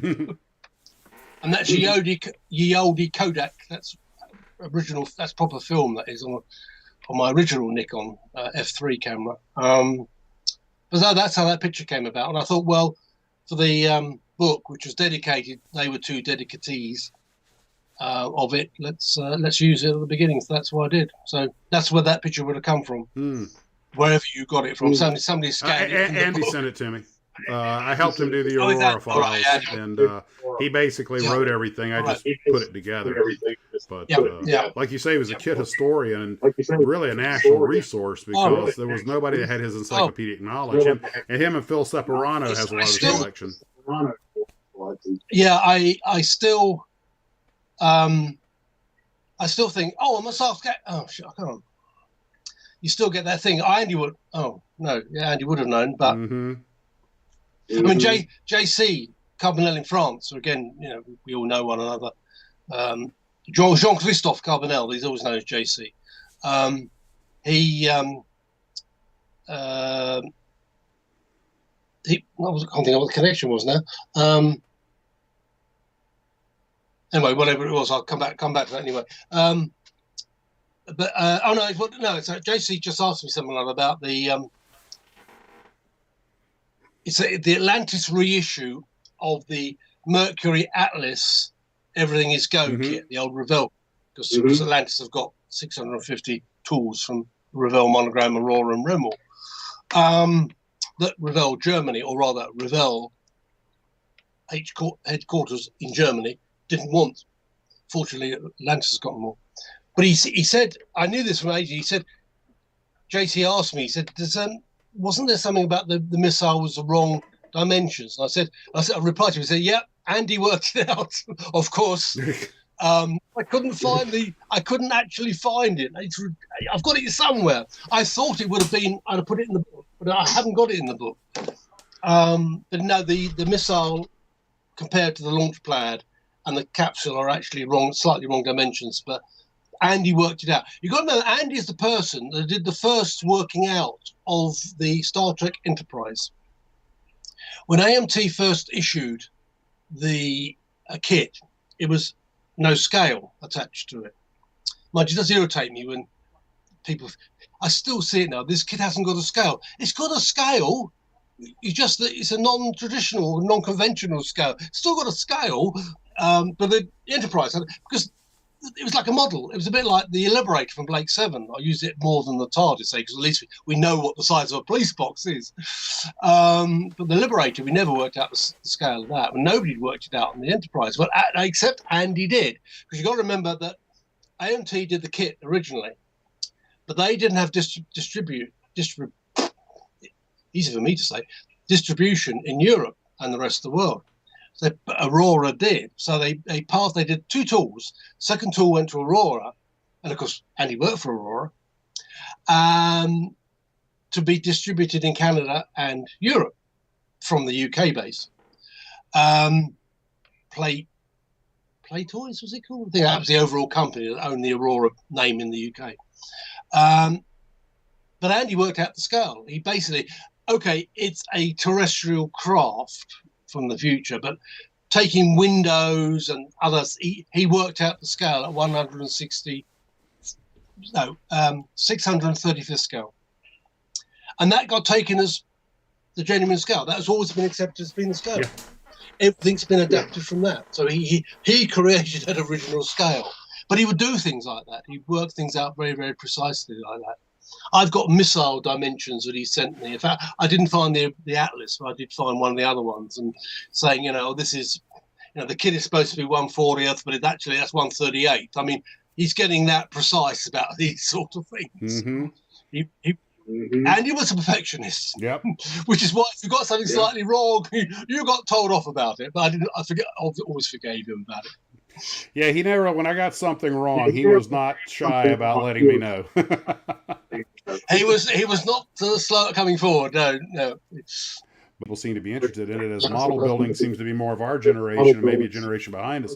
But you don't see a lot of young kids, and I understand it's just not the world they were raised in. But I don't know. To me, building a model, you held it in your hand. As a kid, your imagination took off with it. Max, don't despair too much, because yes, you're right. I mean, going back to what I said, how I grew up is that, frankly, there wasn't any. It was church, youth club, scouts. What was the other thing? Was football. Proper football and stuff you play under building models. Nowadays, I mean, it's all around this thing we're looking at using at the moment. The kids have got far more to do. But, I mean, this is the thing about it. In fact, America more than perhaps in the UK, although and I can really talk of the UK, not continental Europe. We're still in Europe. We may not be in the EU, but we're still a European country. But going to Richter and things and iHobby, there was always the make and take tables that were done by Revell would do it, and other companies would do it. And there are always kids there. And the interesting thing about it was they would always be girls and boys. I noticed there's also, actually, getting slightly off models, and funny enough, in football, soccer here, I will use the term you use, tend to be a very boys thing. It will be dads and sons. I noticed in American football, it was a family event. It would be, the whole family would go. So, the classic mum, dad, son and daughter, they'd all go. So it would be an event. It's changing here to a certain extent, but it basically before, and until relatively recently, it was very much a boysy thing, and it would only be the mum, it would only be the dad and the sons, whatever. But the models I did notice, particularly at Richter and iHobby, there were big tables, and there were a lot of girls as well as boys there. It's happening now. The big show we have is Telford, the Scale Model World, which is IPMS. I'm not an IPMS member. I work on the Groucho principle. I can never possibly belong to a club to have me as a member. So I've never been a member of IPMS. I'm not too happy with them at the moment. That's another story. So I've helped about a lot in the past. I didn't go to the last one. But there they've started. Airfix will have a make and take table. And you do see a number of girls there, perhaps not as many as boys, but you will see a number of girls there. So let's not despair too much. It is sort of, and the companies are doing stuff that are junior orientated. I mean, both the two big European companies, i.e. Revell and Airfix, do junior, snap together stuff. Nothing wrong with that. Hey, Monogram did snap together kits. If you get them started snapping stuff together, and then, I want to build one I'm going to actually need to paint and all that sort of thing. Hey, we've got to start somewhere or other. And if you grab, there's 60 kids at this make and take table and a couple go on to build models in the sense we do, hey, we've got two. There you go. And I remember even in our generation, a lot of kids didn't build models. Even in the 70s when I was building models, there were some of us that did, but most did not. So yeah. Well, even by the 70s, it started becoming, other things started to come in. No, it hasn't. It is just, quote, another hobby. So consequently, there are other hobbies that can take, so I think we have to be thankful. In fact, companies such as Revell Airfix and whatever, Tamiya, whatever, Ateleri, Glencoe, I do Nick's website for him, so, are keeping things going. In fact, there are more modern names now than there ever were in the 60s. I mean, just going through the listing in here of okay, some of them are from countries you've never even heard of, or from countries that we don't talk about at the moment. Hopefully that will change at some point and go back to normality. And some of the companies just produce one or two kits. And the other thing also is 3D printing. Now that's changing, I think, completely. It's making writing books like this very difficult. You're doing a definitive list. There's a company that's just started last week producing 3D printed stuff. I was looking at, there's one company I haven't got that's producing the N1 Soviet launcher. I say Soviet because it was pre-Russian. 600 parts. Download the STL files and print your own. Yeah. And it's 5 foot tall. That would never have happened in the 60s, 70s, 80s, or 90s. Nope, Steve was actually talking about that. Maybe Steve, you want to tell him your theory on that 3D printing? Well, my theory on 3D printing is that as we move forward, instead of cutting expensive molds, we're going to make files. And you'll be able to buy the file, download it, and print from your 3D printer the parts to the model. It's already happening. That's what's happening. This is happening. This particular company, I can't even find the name of the company, if it even has one. It goes through Shapeways or one or the other. Shapeways is the big name, but there's hundreds of companies. Because the thing about it is, I was just to say it was different to injection molding. No, because injection molding's been going, the bowl in your sink, the glass, these are my glasses, this rule, they're all injection molded. That's how Airfix started. It's how Johan started. They're general injection molding companies. They weren't kit molding. It's just that you put in Glencoe's main business, Turnkey Plastics, is producing car parts for General Motors and things like that. Nick says he's been producing injection files for medical supplies for COVID and things like that. The Glencoe part is a very, very small part of it. Same way with 3D printing. So much stuff is done with 3D printing now. Just anything, a light socket or something or other, it's 3D printed. We can produce a kit as well in the same way. The problem we've got at the moment with 3D printing, unlike injection molding, you can recycle it in 30 seconds. Finished part in 30 seconds. 3D printing, even the most sophisticated and expensive machines, still take time to build up that part. So the mass production side is not great for prototyping, which is what it's mainly used for. So it started, and for short runs that your garage companies are doing. But I can't see. Airfix, Revell, I'll use Airfix and Revell again as examples. Yes, they're using 3D printing, but they're producing their prototypes 3D printing. Then they go and make from that. They go and turn off a steel tool and do injection molding because they probably use a 3D printed thing as the pattern. Yeah, but it's still going to take time to actually produce. You got the pattern. You have to have the pattern. They've been doing CAD/CAM producing of the tooling for years. It's only an extension of CAD/CAM, but it's the time it takes. Whereas if you're still a tool, as I said, you can recycle in 30 seconds. There's your complete kit. There's your brand new Airfix 24 scale Spitfire, produced in the UK. I would say it's back from India. It's the first one they've done in the UK for years. Until Say again, Sorry, Steve? If you look at 3D printers from their inception, they've gotten much faster than they were, and that will continue to go. So it might not happen overnight, but down the road, I think that's possibly where it'll go. I would agree to an extent, but I don't think it's going to be like. I don't think it'll ever catch up with injection molding. No, but you're going to get a lot It of will. companies I out. think That will be I the way into agree. the market. Yes, present moment, particularly at home, your home machine. Leave it on all night and you'll get one little tiny part sort of thing. But yes, it can be done. It's got to speed up. The machines, the hobby machines are coming down considerably in price. The materials are not expensive. The software, the STL files are available. It's the time. They're not going to work. They're not going to work anything like as fast as injection molding for a good number of years, I would say, even for the big professional machines that cost tens of thousands of, I'll say bucks, pounds, whatever, euros even, millions of yen.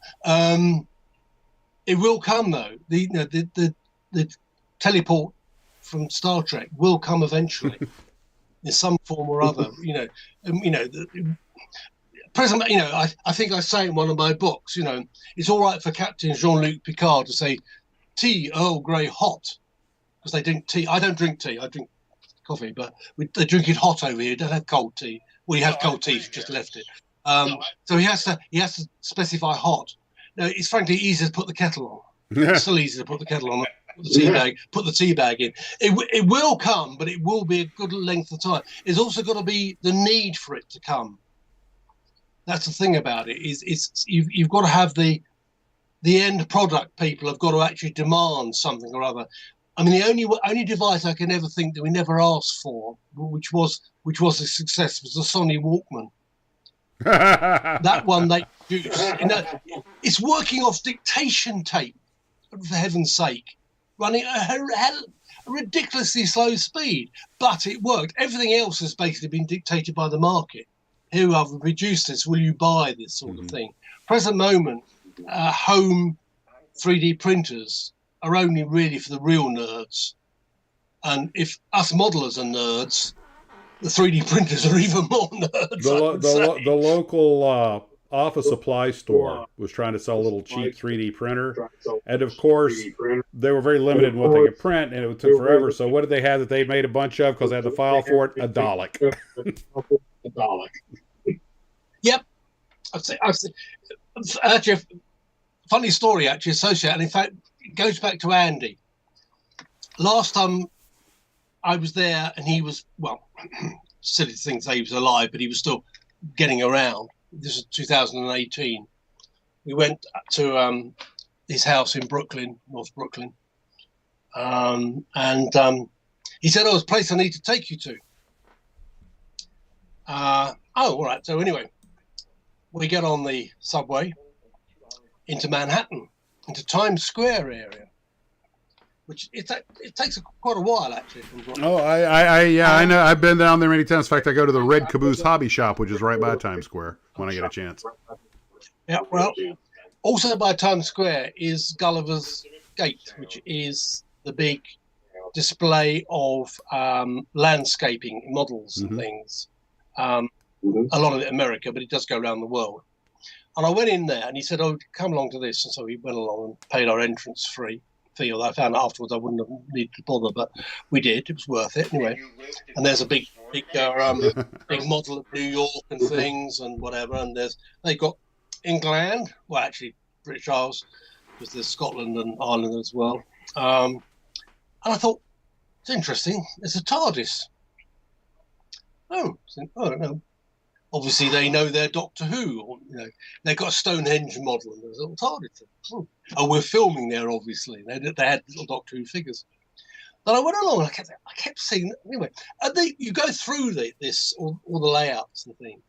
And you, at the end of from where you come in, the opposite end from where you come in, it says the workshops, and you can go and look through the windows and things.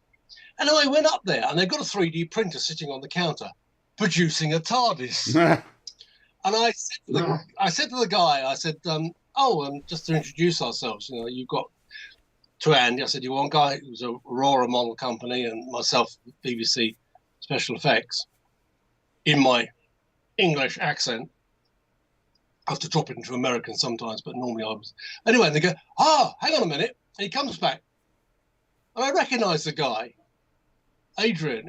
He said, oh, it's Mat Irvine. I said, yeah, what? He said, I run the model shop here. British guy was running the model shop. Hence, he said, yeah, I want to get a TARDIS into every layout. I've got one, actually. I haven't got it. It's not here. It's down in my little display. But it's literally about that size. It's about an inch tall. But it's 3D printed. Well, remember the TARDIS size is always relative. Exactly, absolutely. But no, that was sorry. That's just an aside with both the TARDIS and with Andy. But I haven't been back since, unfortunately. Yeah, that was. I wouldn't say that was my first experience of quantity 3D printing, but obviously they were using 3D printing quite a lot. But again, they could let them go, set them going, and just keep them going. Turn off as many as they wanted. I mean, they got people there just looking, take it off, put another one on, starting the machine up again. And they had several of, they're only the small little machines, they're only those size anyway. TARDIS not that big. So yeah, I mean, they were using it, but because they're not producing that many, they're not producing in the same numbers that Airfix or Revell would need to produce the things. Yeah. So yeah, it's an important part of the hobby now, but it's going to remain niche, I think, for a while.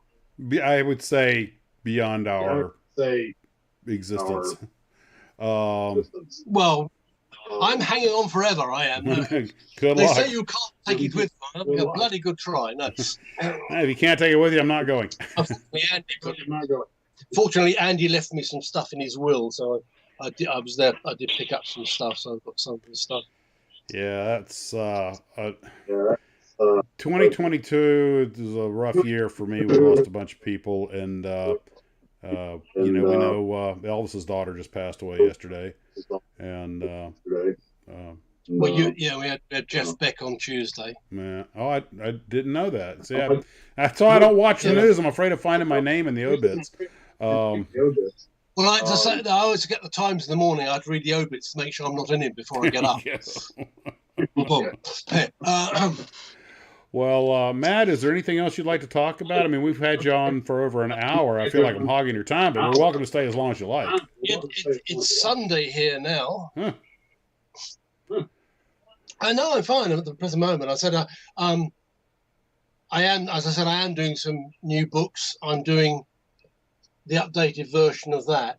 I'm hoping, the plan is that it will have, if you're any space enthusiast, you'll know what that model is. It's the most famous space model ever made, which is the XSL-01, with the tooling of which Atlantis has got, although it needs work on it. Mm-hmm. I got sent an open, we thought, all these things go off at tangents.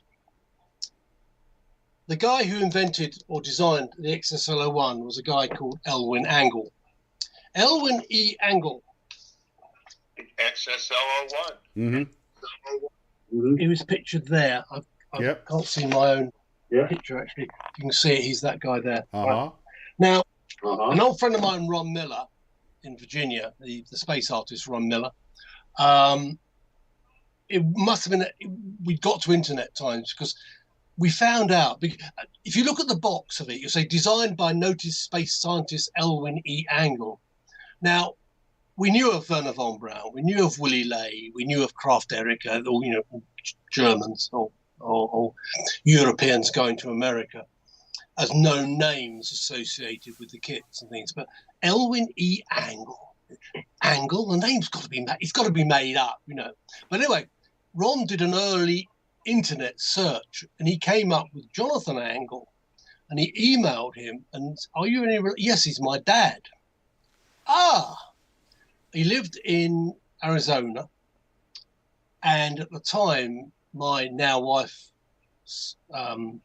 niece lived in Anthem, which is about 30 miles north of Phoenix. So we stayed there quite regularly.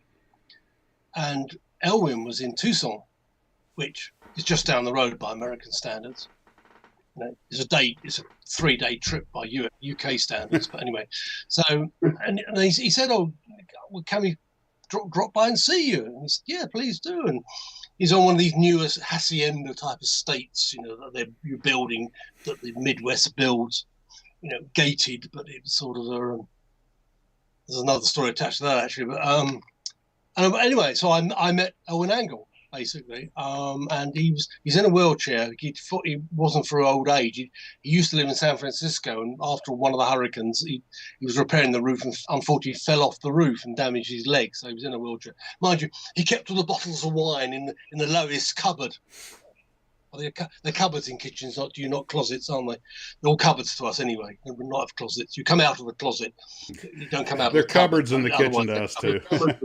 They're cupboards in the kitchen. I got the right term. Right. He kept the wine bottles in the lowest so he could get to them from his wheelchair. So, no, delightful guy, and he was tickled pink that people were still interested in the models.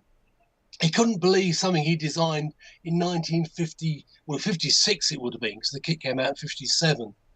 When he worked for, I've got the name of the company. Come back to me a minute. Only lasted 18 months. It was near Revell. It was not Adams. Adams. What was it? Anyway, come back to me. Anyway, Revell were in Venice, California, and they were literally more or less just up the road, only about 40 miles. But their CEO knew Revell CEO, so anyway, that's where the kit got made. Adams or Snap or a couple of them. Yeah, no, it wasn't the guy, because Adams worked with with Revell. In fact, they did a lot of design for Revell. No, this wasn't a model company. This was excuse me, I'll look it up. Read the book; it's in the book.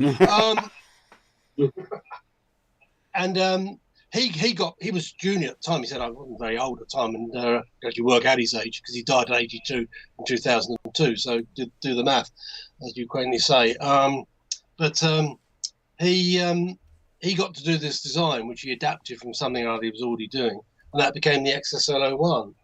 Well, and then he got to design the space station General himself, Dynamics? which became even rarer. And although the XSL-01 is the better known by far, but I thought I did an interview. I've still got him on mini DV. I shot him on mini DV as an interview with him about the models, and I talked with Bill Lastovich at Revell. Unfortunately, Bill died many years ago now. And he said, "Oh yeah, we've got the tools." So I thought, well, release the tools. I'll do the interviewing, put it on DVD. DVDs were in at that point. And you've got a package then. You'll sell, to all the specialists, you'll sell quite a few of them. A few thousand. You probably get rid of 2,000 or so. And I did the interview for him. And then Bill announces, "Oh, we haven't got the tooling." It was misnumbered. Right, forget about it. So we may still have the moon ship. So anyway, many years later, thinking that the tooling is gone, in 2018, when the selling off of the tool goes to Atlantis, all of a sudden I get an email of a picture of a tool, open. "What is this?" I get asked. "That's the XSL-01, I say.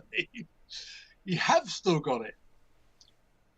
It'd been modified into the Space Pursuit kit, which had the moon ship and the space shuttlecraft in it.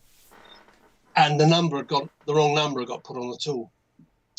So that's what Atlantis got. So that means they could reissue the moonship, which of course they've done. But they got the XSL-01 as well. But going back to the original story on this, I said, if I ever do Volume 2, I want the space station. Now, I had a space station not built. The space station, where is it? It would look like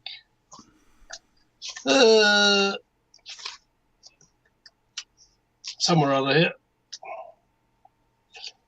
That's the space station there. Yeah, I've seen pictures of that kit. Yeah, it's less distinctive than it's in fact, given this was the days of a wheel-shaped space station for the last 3 years. Steve's going to try and get the boys at Atlantis to put it back in production. Well, yeah, we're working on it. It's a bloody big tool. It's an enormous tool.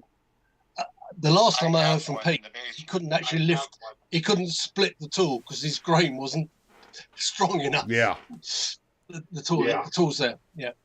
That was never modified. So it depends how it's been stored as well. Yeah, people forget that some of these old toolings had all, I don't know if they had specially made equipment or stuff that was left over from World War II or what, but modern companies, they don't have large, I guess you call them plantons or machines to handle them. And in fact, the Johan kits ran into some kind of compatibility problem, which caused trouble for people that got their molds. I think they were too small or too big. I forget. I think it was their actual machines were too small, so they couldn't. Yeah, the person to ask about any of that tooling is Nick Argento. Mm-hmm. That's his business. He babysits the Glencoe models through. He sits there taking whatever. He can tell you who made a mold, who cut the mold. By the way, he goes, every mold maker had his style. And this, of course, back when mold making was a black magic dark art with lathes, and how they did that still staggers the imagination. Yeah, and they were multi-color tools as well. The XSLO one was molded in 3 colors. And they're all in the same tool. So they basically was 3 tools in one. The space station's in 4 colors, plus clear. So you imagine, and as Nick says, the modern machines won't take them. They have to modify the tools to get them to run. Now they've got it with the XSLO1 because the moon ship, cut a long story, none of these stories are short. The moon ship, as it was issued by itself, had the moon-based stand with the moon and whatever. Now that wasn't in the XSLO1; it was only done separately, and it's the only time that kit was done in 2 ways. Because the US and the GB, Revell GB, was the biggest company outside Revell. It's now a warehouse in Tring, that's it. No, an office in Tring. But it did all its own tooling, whatever. But he bought the tooling in. The boxes, they're in here. The boxes are different, even different sizes. The decals were different. When they reissued it with Pete, I sent him copies. In fact, I sent him copies of both sets of decals. You get the Revell GB decals as well as the Revell US. And you get the XSLO1, which is actually in the kit, in the XSLO1 kit. You get those decals where you get the lot. So I did all the write-up for that on the box. And in fact, Ron Miller did the box art, and he based it on the Revell GB box, not on the Revell US box, because we thought that box looked better. But that tooling has taken away part of the XSLO1. So it means some of the boosters are not there. Literally the stand has been cut into where the boosters were. So you'd have to recut the boosters. Wouldn't be impossible to do. And we've got the kits to, you can pantograph the parts across, which of course is done quite often, particularly when you get older Aurora kits reissued. The parts are pantographed across, the tooling's recut. You don't even go the 3D printing route on it because you got the original part. So hopefully we will see it eventually. But it's a big kit. It's a big tool to put up for. I mean, Atlantis are doing an amazing job.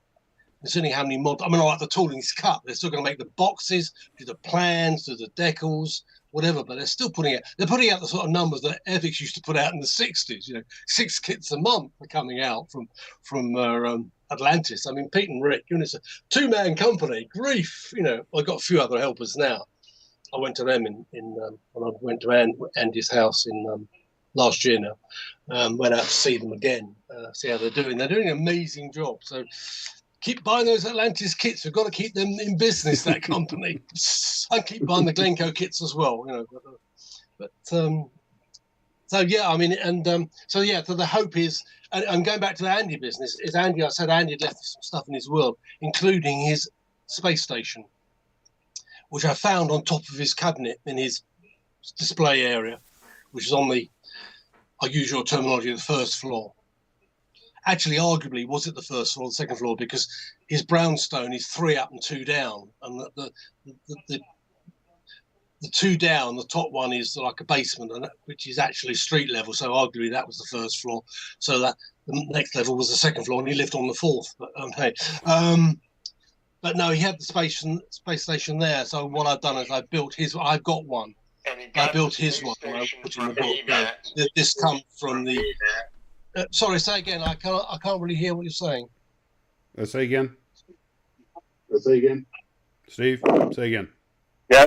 Say it again. And he got the Revell space station from me, Matt. Steve gave Andy that Revell space station. Oh. I traded him for That's the the one that's gonna original be on the cover of the Strombecker book. Disney Moonliner. He traded for the original I missed that. Strombecker. He traded him for the original Strombecker Disney Moonliner.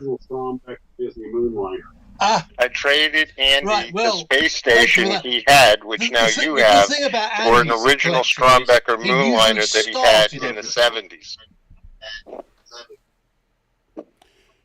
They swapped it for one that Andy had back in the 70s. So that's how it ended up. That's how you ended up with it. Through Steve, through Andy to you. It's a small world, isn't it? And everything, it's a small world. And around here we call this the Great Styrene River. Yep. The good thing about stuff I've got from Andy, and he gave me, for example, a few years ago, pre-COVID, or pre-pandemic, let's say, he gave me the NPC Wacky Racers. He said, "You're a car guy. I'll never build these. You know, they can't." But he'd started them. That at a time when the Wacky Racers were going $100, hundreds of dollars each, $200 each or something. Unbelievable. But he'd started them. He built the figures. So anybody wanted mint and boxed, I get it. But great, from my point of view, I've got no compunction. I'll build them. All right, round 2 have reissued them now, but we didn't know it at the time. In fact, I talked to John Grexula about it, but he said no, we can't get the license. But obviously, they got the license now, so they can be reissued. But no, that's often what I found. I've got other things. I've got the Aurora, the Aurora Man from U.N.C.L.E. pair, which were never reissued by Polar Lights. They never recut them. Mobius didn't recut them, and they're again worth a lot of money. But the fact is, they're half built. And he'd already started them, and he was a figure guy, so he's going to start them. So I thought, I've got them, I'm going to build them. So hey, I've got no compunction. I'll just carry on what Andy did. So that's what I do. The space station, there was only a few parts he'd started, but he started the cargo ship, which is like the XSL-01, but the cargo, that was started. So I dismantled that and just to clean it up a bit and things. No, I mean, but basically, he's going to be his kit. Or Steve's kit, as you say, which will be hopefully on the cover. Impressive.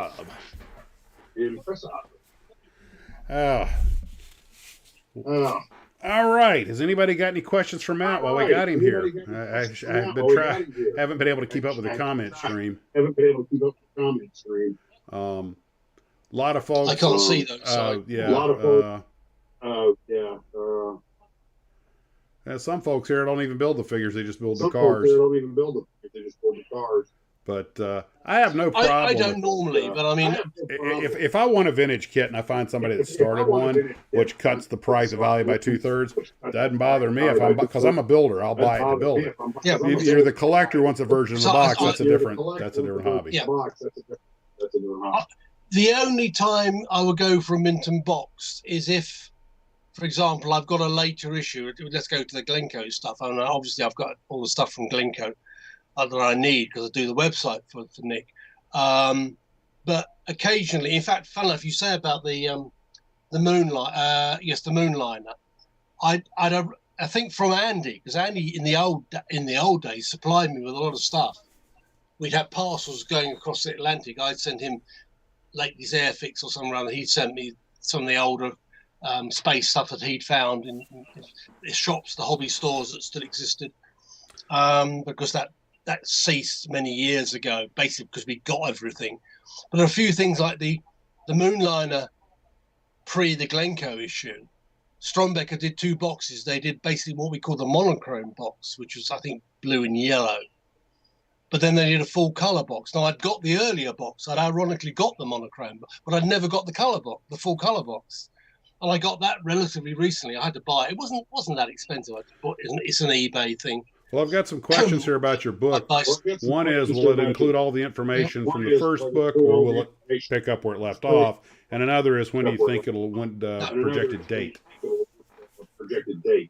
Right. The Creating Space Return to Orbit. You can't call it Creating Space 2. It doesn't work, apparently. So I came up with Return to Orbit. I think we're using that. No, it will have all the details that are in the first book, but updated. I've rewritten all the chapters, and they were done last year now. So they themselves are now out of date. But I'm now doing the photographs, and Rob Godwin is my editor there, who is Apogee in Canada. He's got the first 6 chapters. It's still, same chapters are the same. They've got the same names, slightly modified subtitles to them. The 6 chapters, there's 12 chapters that take the same breakdown. But you see, since the first book, we've got things like space tourism, Spaceship One, all that, and all the non-appearance of, I've mentioned it, of Musk and the other guy who's Amazon. Bezos. Yeah. Bezos. Yeah, Bezos. The flights there, they're all in there in the text, but because there's no kits. I mean, the Spaceship One kits, but that's got to be incorporated somewhere or other. There's new unmanned. I mean, what amazingly, I mean, Newware, the Czech company, Thomas Kladvia.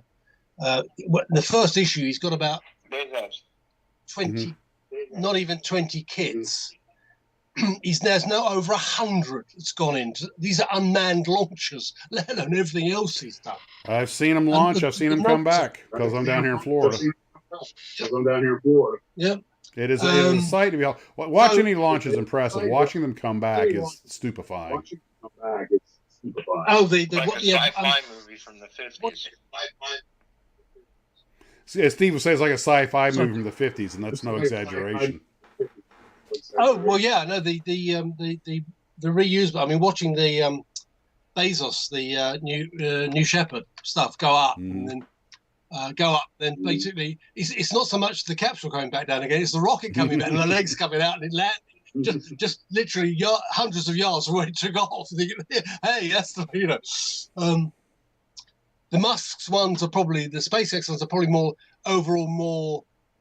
spectacular. But the thing about the Bezos ones, the New Shepard, is you can just see it all at once. Basically, it's there. Oh, there's the rocket. Oh, there's the capsule coming down there. Sluga, there's William Shatner coming out of it. Sluga was asking, who do you think is the best British model builder? In what subject? Well, let's go with space. Keith McNeil. Okay. Keith does some amazing stuff. And I've known Keith many years. He's in Edinburgh, Scottish. He does some amazing stuff. And he says, like his space station, he said, I can't move it; it will fall apart. He says his ISS he built, because he's get absolutely all the most recent update. He says, I can't move the thing because something's going to fall off of it. Like the mirror. Funny thing, it was on the Stargazing Live, actually, because they wanted a space station model. And I said, well, I've got one here and such. He said, we found one, a guy called Keith McNeil. And he said, he won't let it out of the thing. I'm sure we can get it. I said, you won't. He's in Edinburgh. We're in London. It's 400 miles.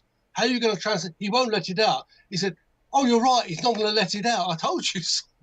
It's too delicate. I can give you one which is, just the basic Revell kit or the International Model Railway one. I can loan you that one. It's a much simpler kit. In fact, we got one from ESA in the end, which was bigger, which I had to put together. But I said no. Keith, as far as space modelling goes, Keith's. Your old acquaintance Ricky Wolf was asking if you were in the Edge of Darkness. God, that's come up. What's that come up recently? Yes, Ricky, I was. I mean, you mean, am I in it physically? Yes, I am. I'm one of the frogmen in the boat. I guess, hey, maybe you guys discussed that, but apparently he knew that bit of trivia. It came out recently. Somebody actually asked me about. It wasn't Ricky, because I think Ricky probably already knows. But yeah, what I call Magnox, changing the subject completely. This was actually, people say, what's the best BBC program you ever worked on? And people expecting me to say Doctor Who or Blake Seven. I say, no, Magnox. And they'll say, what? Edge of Darkness. It was Magnox. Its working title was Magnox. It never changed until after we finished making it. So I always think Magnox first, Edge of Darkness second. But it was the best drama the BBC has ever made, except when it, coming up now, we got there are some modern ones. Happy Valley is another one, which is actually very good. But they're all made for the BBC because everything's now made for rather than BBC does make some of its own stuff. But original Edge of Darkness was made by the BBC. We made it a year earlier than it was meant to be transmitted, so we really rushed at it. But it's most of the crew are actually in it, some form or other. They wanted some frogmen on the boat to pull the body, which we'd made. It was a dead body being pulled out of the water in this reservoir. And they were going to go to the local diving school. I said, what's the point? We've got our wetsuits here because we're in the water, and we made the body. Why get more? Oh, all right, well, you go and do it. So we did. And the funny thing was, we were way out. We had walkie-talkies so we could hear we were way out in the middle of this reservoir. I mean, we were talking about 300 or 400 meters away, yards away. So we just about see them. And we were sort of, all get busy. And I was sort of, I had my colleague Sinclair in the boat, both effects people in the boat, fiddling. And then when I saw the picture, Andy Dunn, who was the DP, he'd got the biggest lens he could possibly get. I'm full frame. I took a job on picking my nose or scratching my ear or something or other. You couldn't see them on the shoreline, but he got the longest lens he could possibly get on it. But now we're in it. The producer of the program, Mike Waring, God, he's dead, been many years. He's sitting on the end of a bar having a drink, which was a normal place for Mike, I must say. And one of the scenes, But yeah, that was the best. I always say the best BAFTA I never got. BAFTAs, not quite Oscars, but because there was no BAFTA category for television effects, film effects, not television effects. That there is now, but it wasn't then. And we were nominated for about 12 or 14 BAFTAs, and we got about 10 of them. We wiped the board with it. And but no effects. I was interviewed because it was very controversial.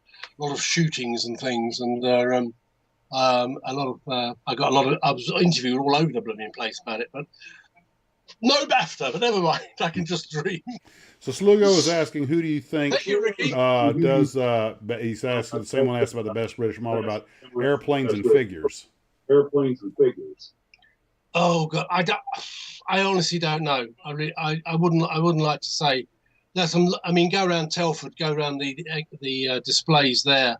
There's a lot of extremely good builders, much better than me. God grief, I can build fast, reasonably accurately and fast.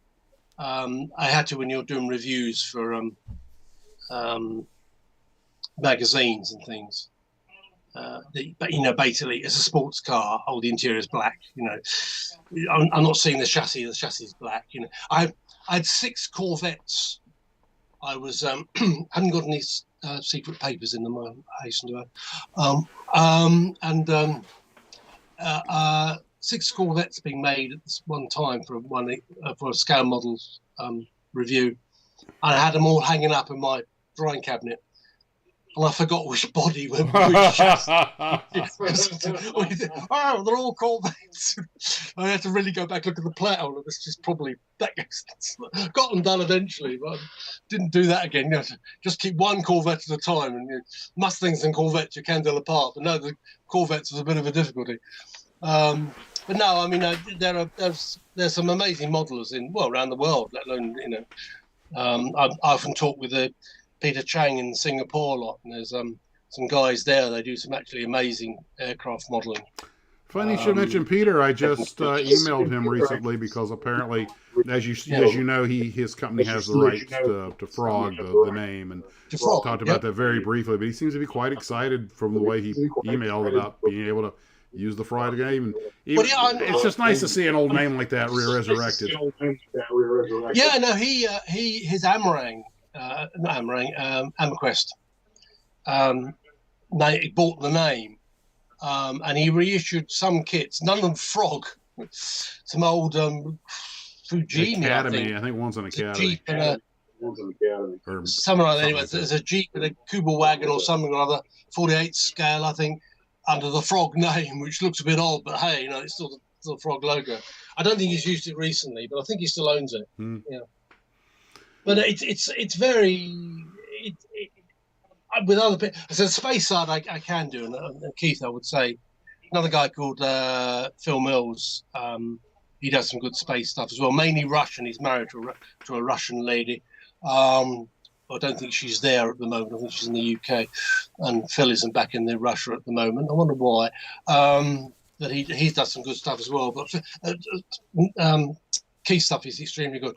Generally, otherwise, I know so many good car modelers, and I'm not too bad at it.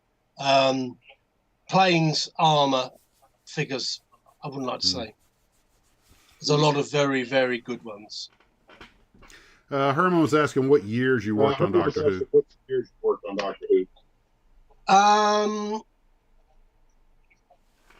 70. The first one I worked as an assistant would have been about 71. And then through to, 81's the last one I did. So actually not that long. I understand, this is just a personal question. I understand that in the UK, working for the BBC, that, in America, actors, even television actors, make some pretty enormous sums of money. And I understand the UK, that's really not so much the case. Correct. I mean, basically, yes, they're not. I mean, there are a number of British actors that have become A-list Hollywood. But that's Hollywood, not British films. And in fact, British films are normally independent, very low-budget films, films made in Britain that class as... You've got to get 51% of British to be classed as a British film, even though Harry Potter is classed because it has got 51%. That includes like the writer, the stars, not necessarily the director, because directors have been American and the money is American, but the fact is because they're made here at Leavesden Studios, which Warner Brothers owns, the old Rolls-Royce factory.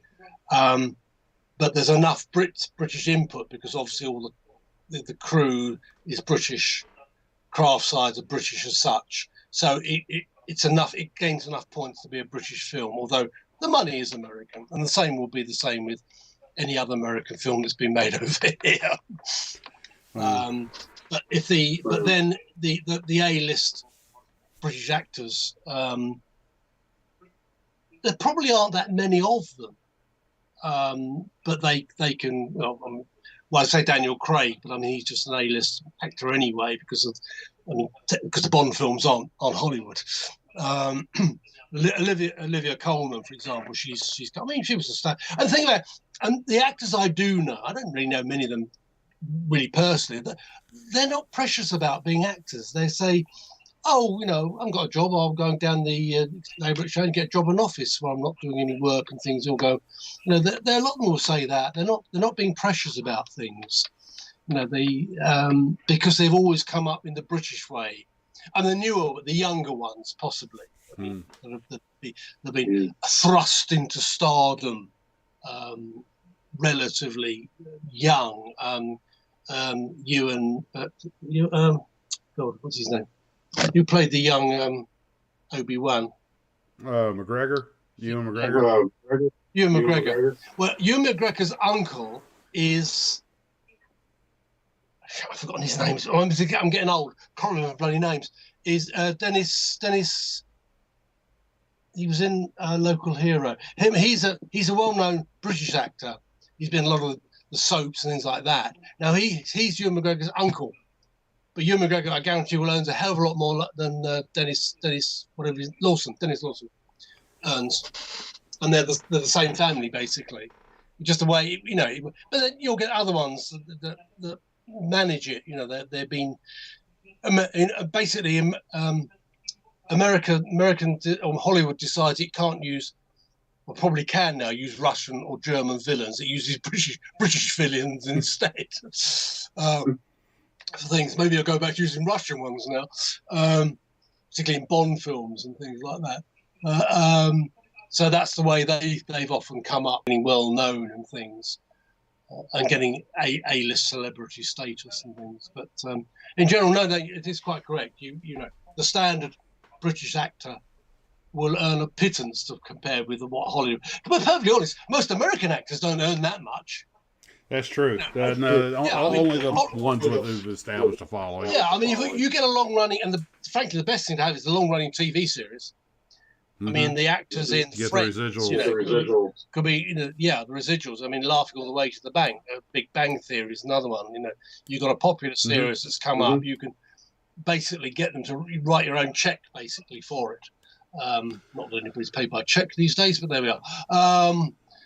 But you've got to have quite a good few movies, I think, under your belt to be able to start demanding, you know, the big, you know, I mean, yes, there's going to be the Tom Cruises, you know, whatever. They own the companies anyway. That's the point about it.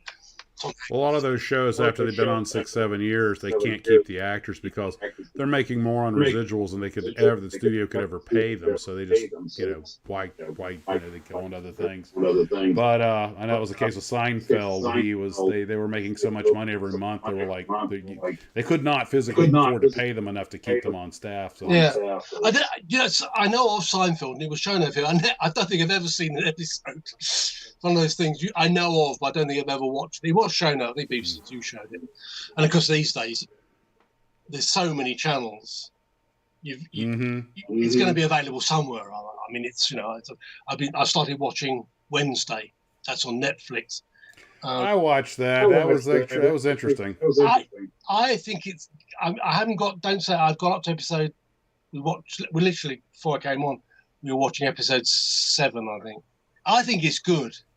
I love the scenes when Christina Ricci as her character is talking to the new one, because you've got sort of the original Wednesday talking to the new one, or the original movie Wednesday, not the one from the TV series, talking to the new one. I think it's actually, I mean, it's got a hell of a lot of Stranger Things in it, but it's different enough. And Stranger Things I love. I've still got to see the last 2 episodes, so don't tell me anything. The long ones. Okay. Yeah. But that one I will do. But the trouble is, I mean, Dean comes on and says to me, "Oh, you've got to watch so-and-so. There's not enough hours in the day." Tony James, he does it again. Tony and Peter Chang and me, we talk on Wednesdays. We Skype. Not Tony's only down the road from me. Tony was Comic Miniatures, if anybody doesn't know the name. He's now Timeless Hobbies. And he says, "Oh, I've been watching so-and-so. You ought to watch this." I'll add it to my list, Tony. You know, when I'm 90, I might get around to it, if the film hasn't disintegrated by then, you know.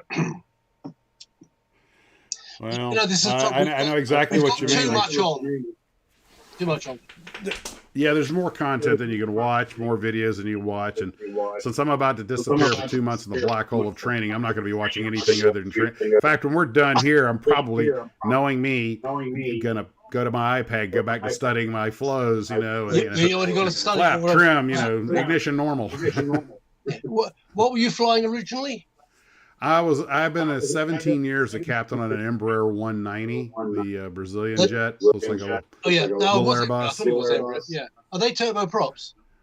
No, they're jets. They're pure jets. They look just like they look like an Airbus 321 on a diet.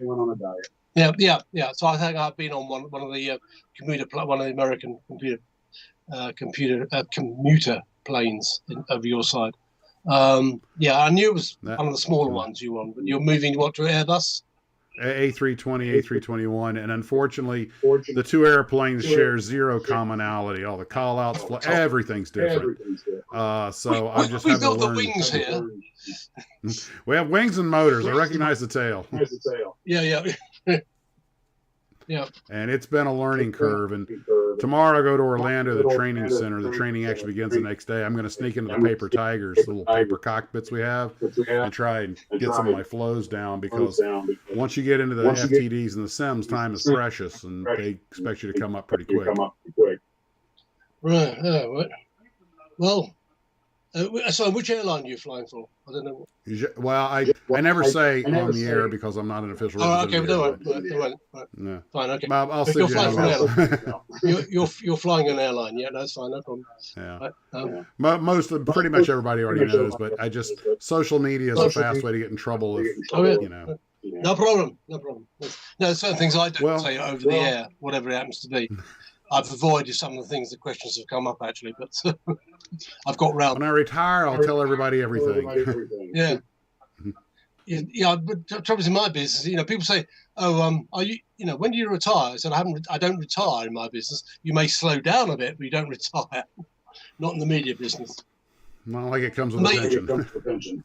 Oh yeah, no, I do get a BBC pension. That's a good pension as well, for considering. But keeps me going. But it's one Maxwell didn't get his hands on. It's only pensions he did. So no, I'll anyway. Good luck with that. So I don't know what. No, if there's any more questions, we're coming up to our 2 hours. I've stayed awake. Yep. I'm watching the clock here. Let's see if there's one more question we can hit. I think I saw one here from screens been propagating uphill. Let me see. No, these are all more comments. What's Matt's address? I think you probably keep that off the internet. Yes, it's not on there.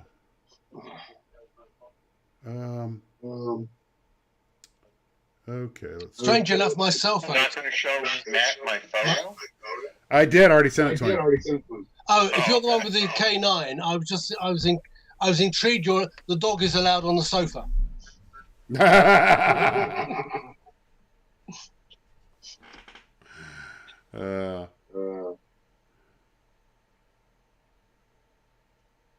Yep. Well, guys, I think that's about time to round it out. Matt, I can't thank you enough for coming out and chatting with us tonight.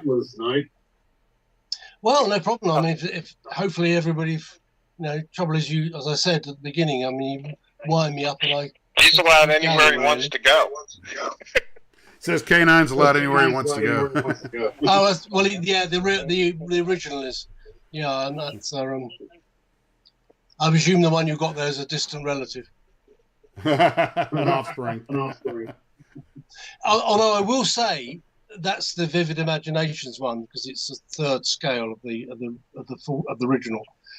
They did come up and measure it. There's so many K9s that have been done that they've gone nowhere near the original dog. It's completely wrong. But at least that one is correct. Measurements were taken. He's a radio-controlled one. If you look at the plans, the head is different because the head got modified. So people build things, say, "Oh, this is an accurate replica." No, you've used the original plans, and the head's wrong because there was no plans for the new head. They have to take it off to actually measure it up. It's an inch longer. It was to get the mechanism. I think it was to get the ticker tape mechanism, which we no longer use. That's out, that ticker tape measure. Who uses ticker tape? Mr. Burns. It's in The Simpsons, I think. I recall using ticker tape these days. But no, the head is actually different to the plan that Tony drew up after he built the original, because the original head was shorter. Well, on that note, Matt, we're going to let it go. I've got to go back to studying. It's got to be pushing 1 in the morning there. Yeah, well, yeah, it is. It's coming up to 1 o'clock. But hey, and it's Sunday, so never mind. I'll sleep in a minute. I probably won't actually, but no, it's fine. Second wind, as they say. I'm sort of, fine. finish up another cup of coffee and then go to bed. But I don't know where the other half is. She's probably watching one of these murder mystery things she always watches at night on one of these many channels we've got that nobody's ever heard of before. We're back to, we've got too many. I had to reset my Digibox. Time to go down to the pub for today. a pint. It was 200 channels. It was picking. Over 206 channels. Grief. Good Lord. Good Lord. Yep. And there you have it, the modern world that we all helped create. Yep. This is hell, basically, already, giving all these channels. Yeah. Anyway, thank you, everybody, for listening in and to listen to me ramble on and things. And hopefully I haven't bored everybody too much. Everybody had a great time was had by all. All right. Okay, then. All right. Say goodbye to everyone. Thanks, Matt. Princess Wave, and we'll sign off. Have a good night. The Royal Wave, yes, whatever. The Royal Wave. Well, whatever, yes. Anyway, right, okay. Thanks, everybody, and I'll see you, those in this country, I may see you at some point. Other ones, I may see you on one of these screens at some time, rather. Hey. Okay, then. Ciao. Ciao.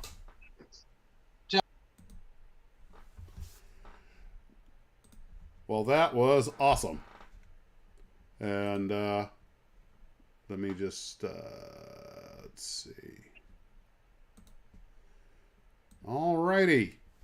Well, guys, that was Mat Irvine, and I appreciate him taking time out to chat with us and everything. We really don't have anything else. Let me see if am I yeah, I am. Okay.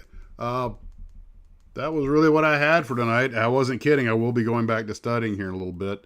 Going to take a break after this. And, oh boy. Stuff is just so exciting. So I tell you what I'm going to do. I'm going to turn off my microphone and my camera. I'll leave the picture up in case you guys want to chat with yourselves for a couple of minutes. And I'll sign on. I'll shut the live stream down shortly. Steve, you got any parting comments? No, it was great to speak from a guy who's done a lot and is going to continue to do a lot more for the hobby. And I find it interesting that everybody knows. I mean, Peter Chang and Andy Anches. Just everybody's, and you is all part of a this special little community. It's a big club. It's a big club. Well, guys, on behalf of us all here at Max's Models, take care of yourselves, and as always, model on.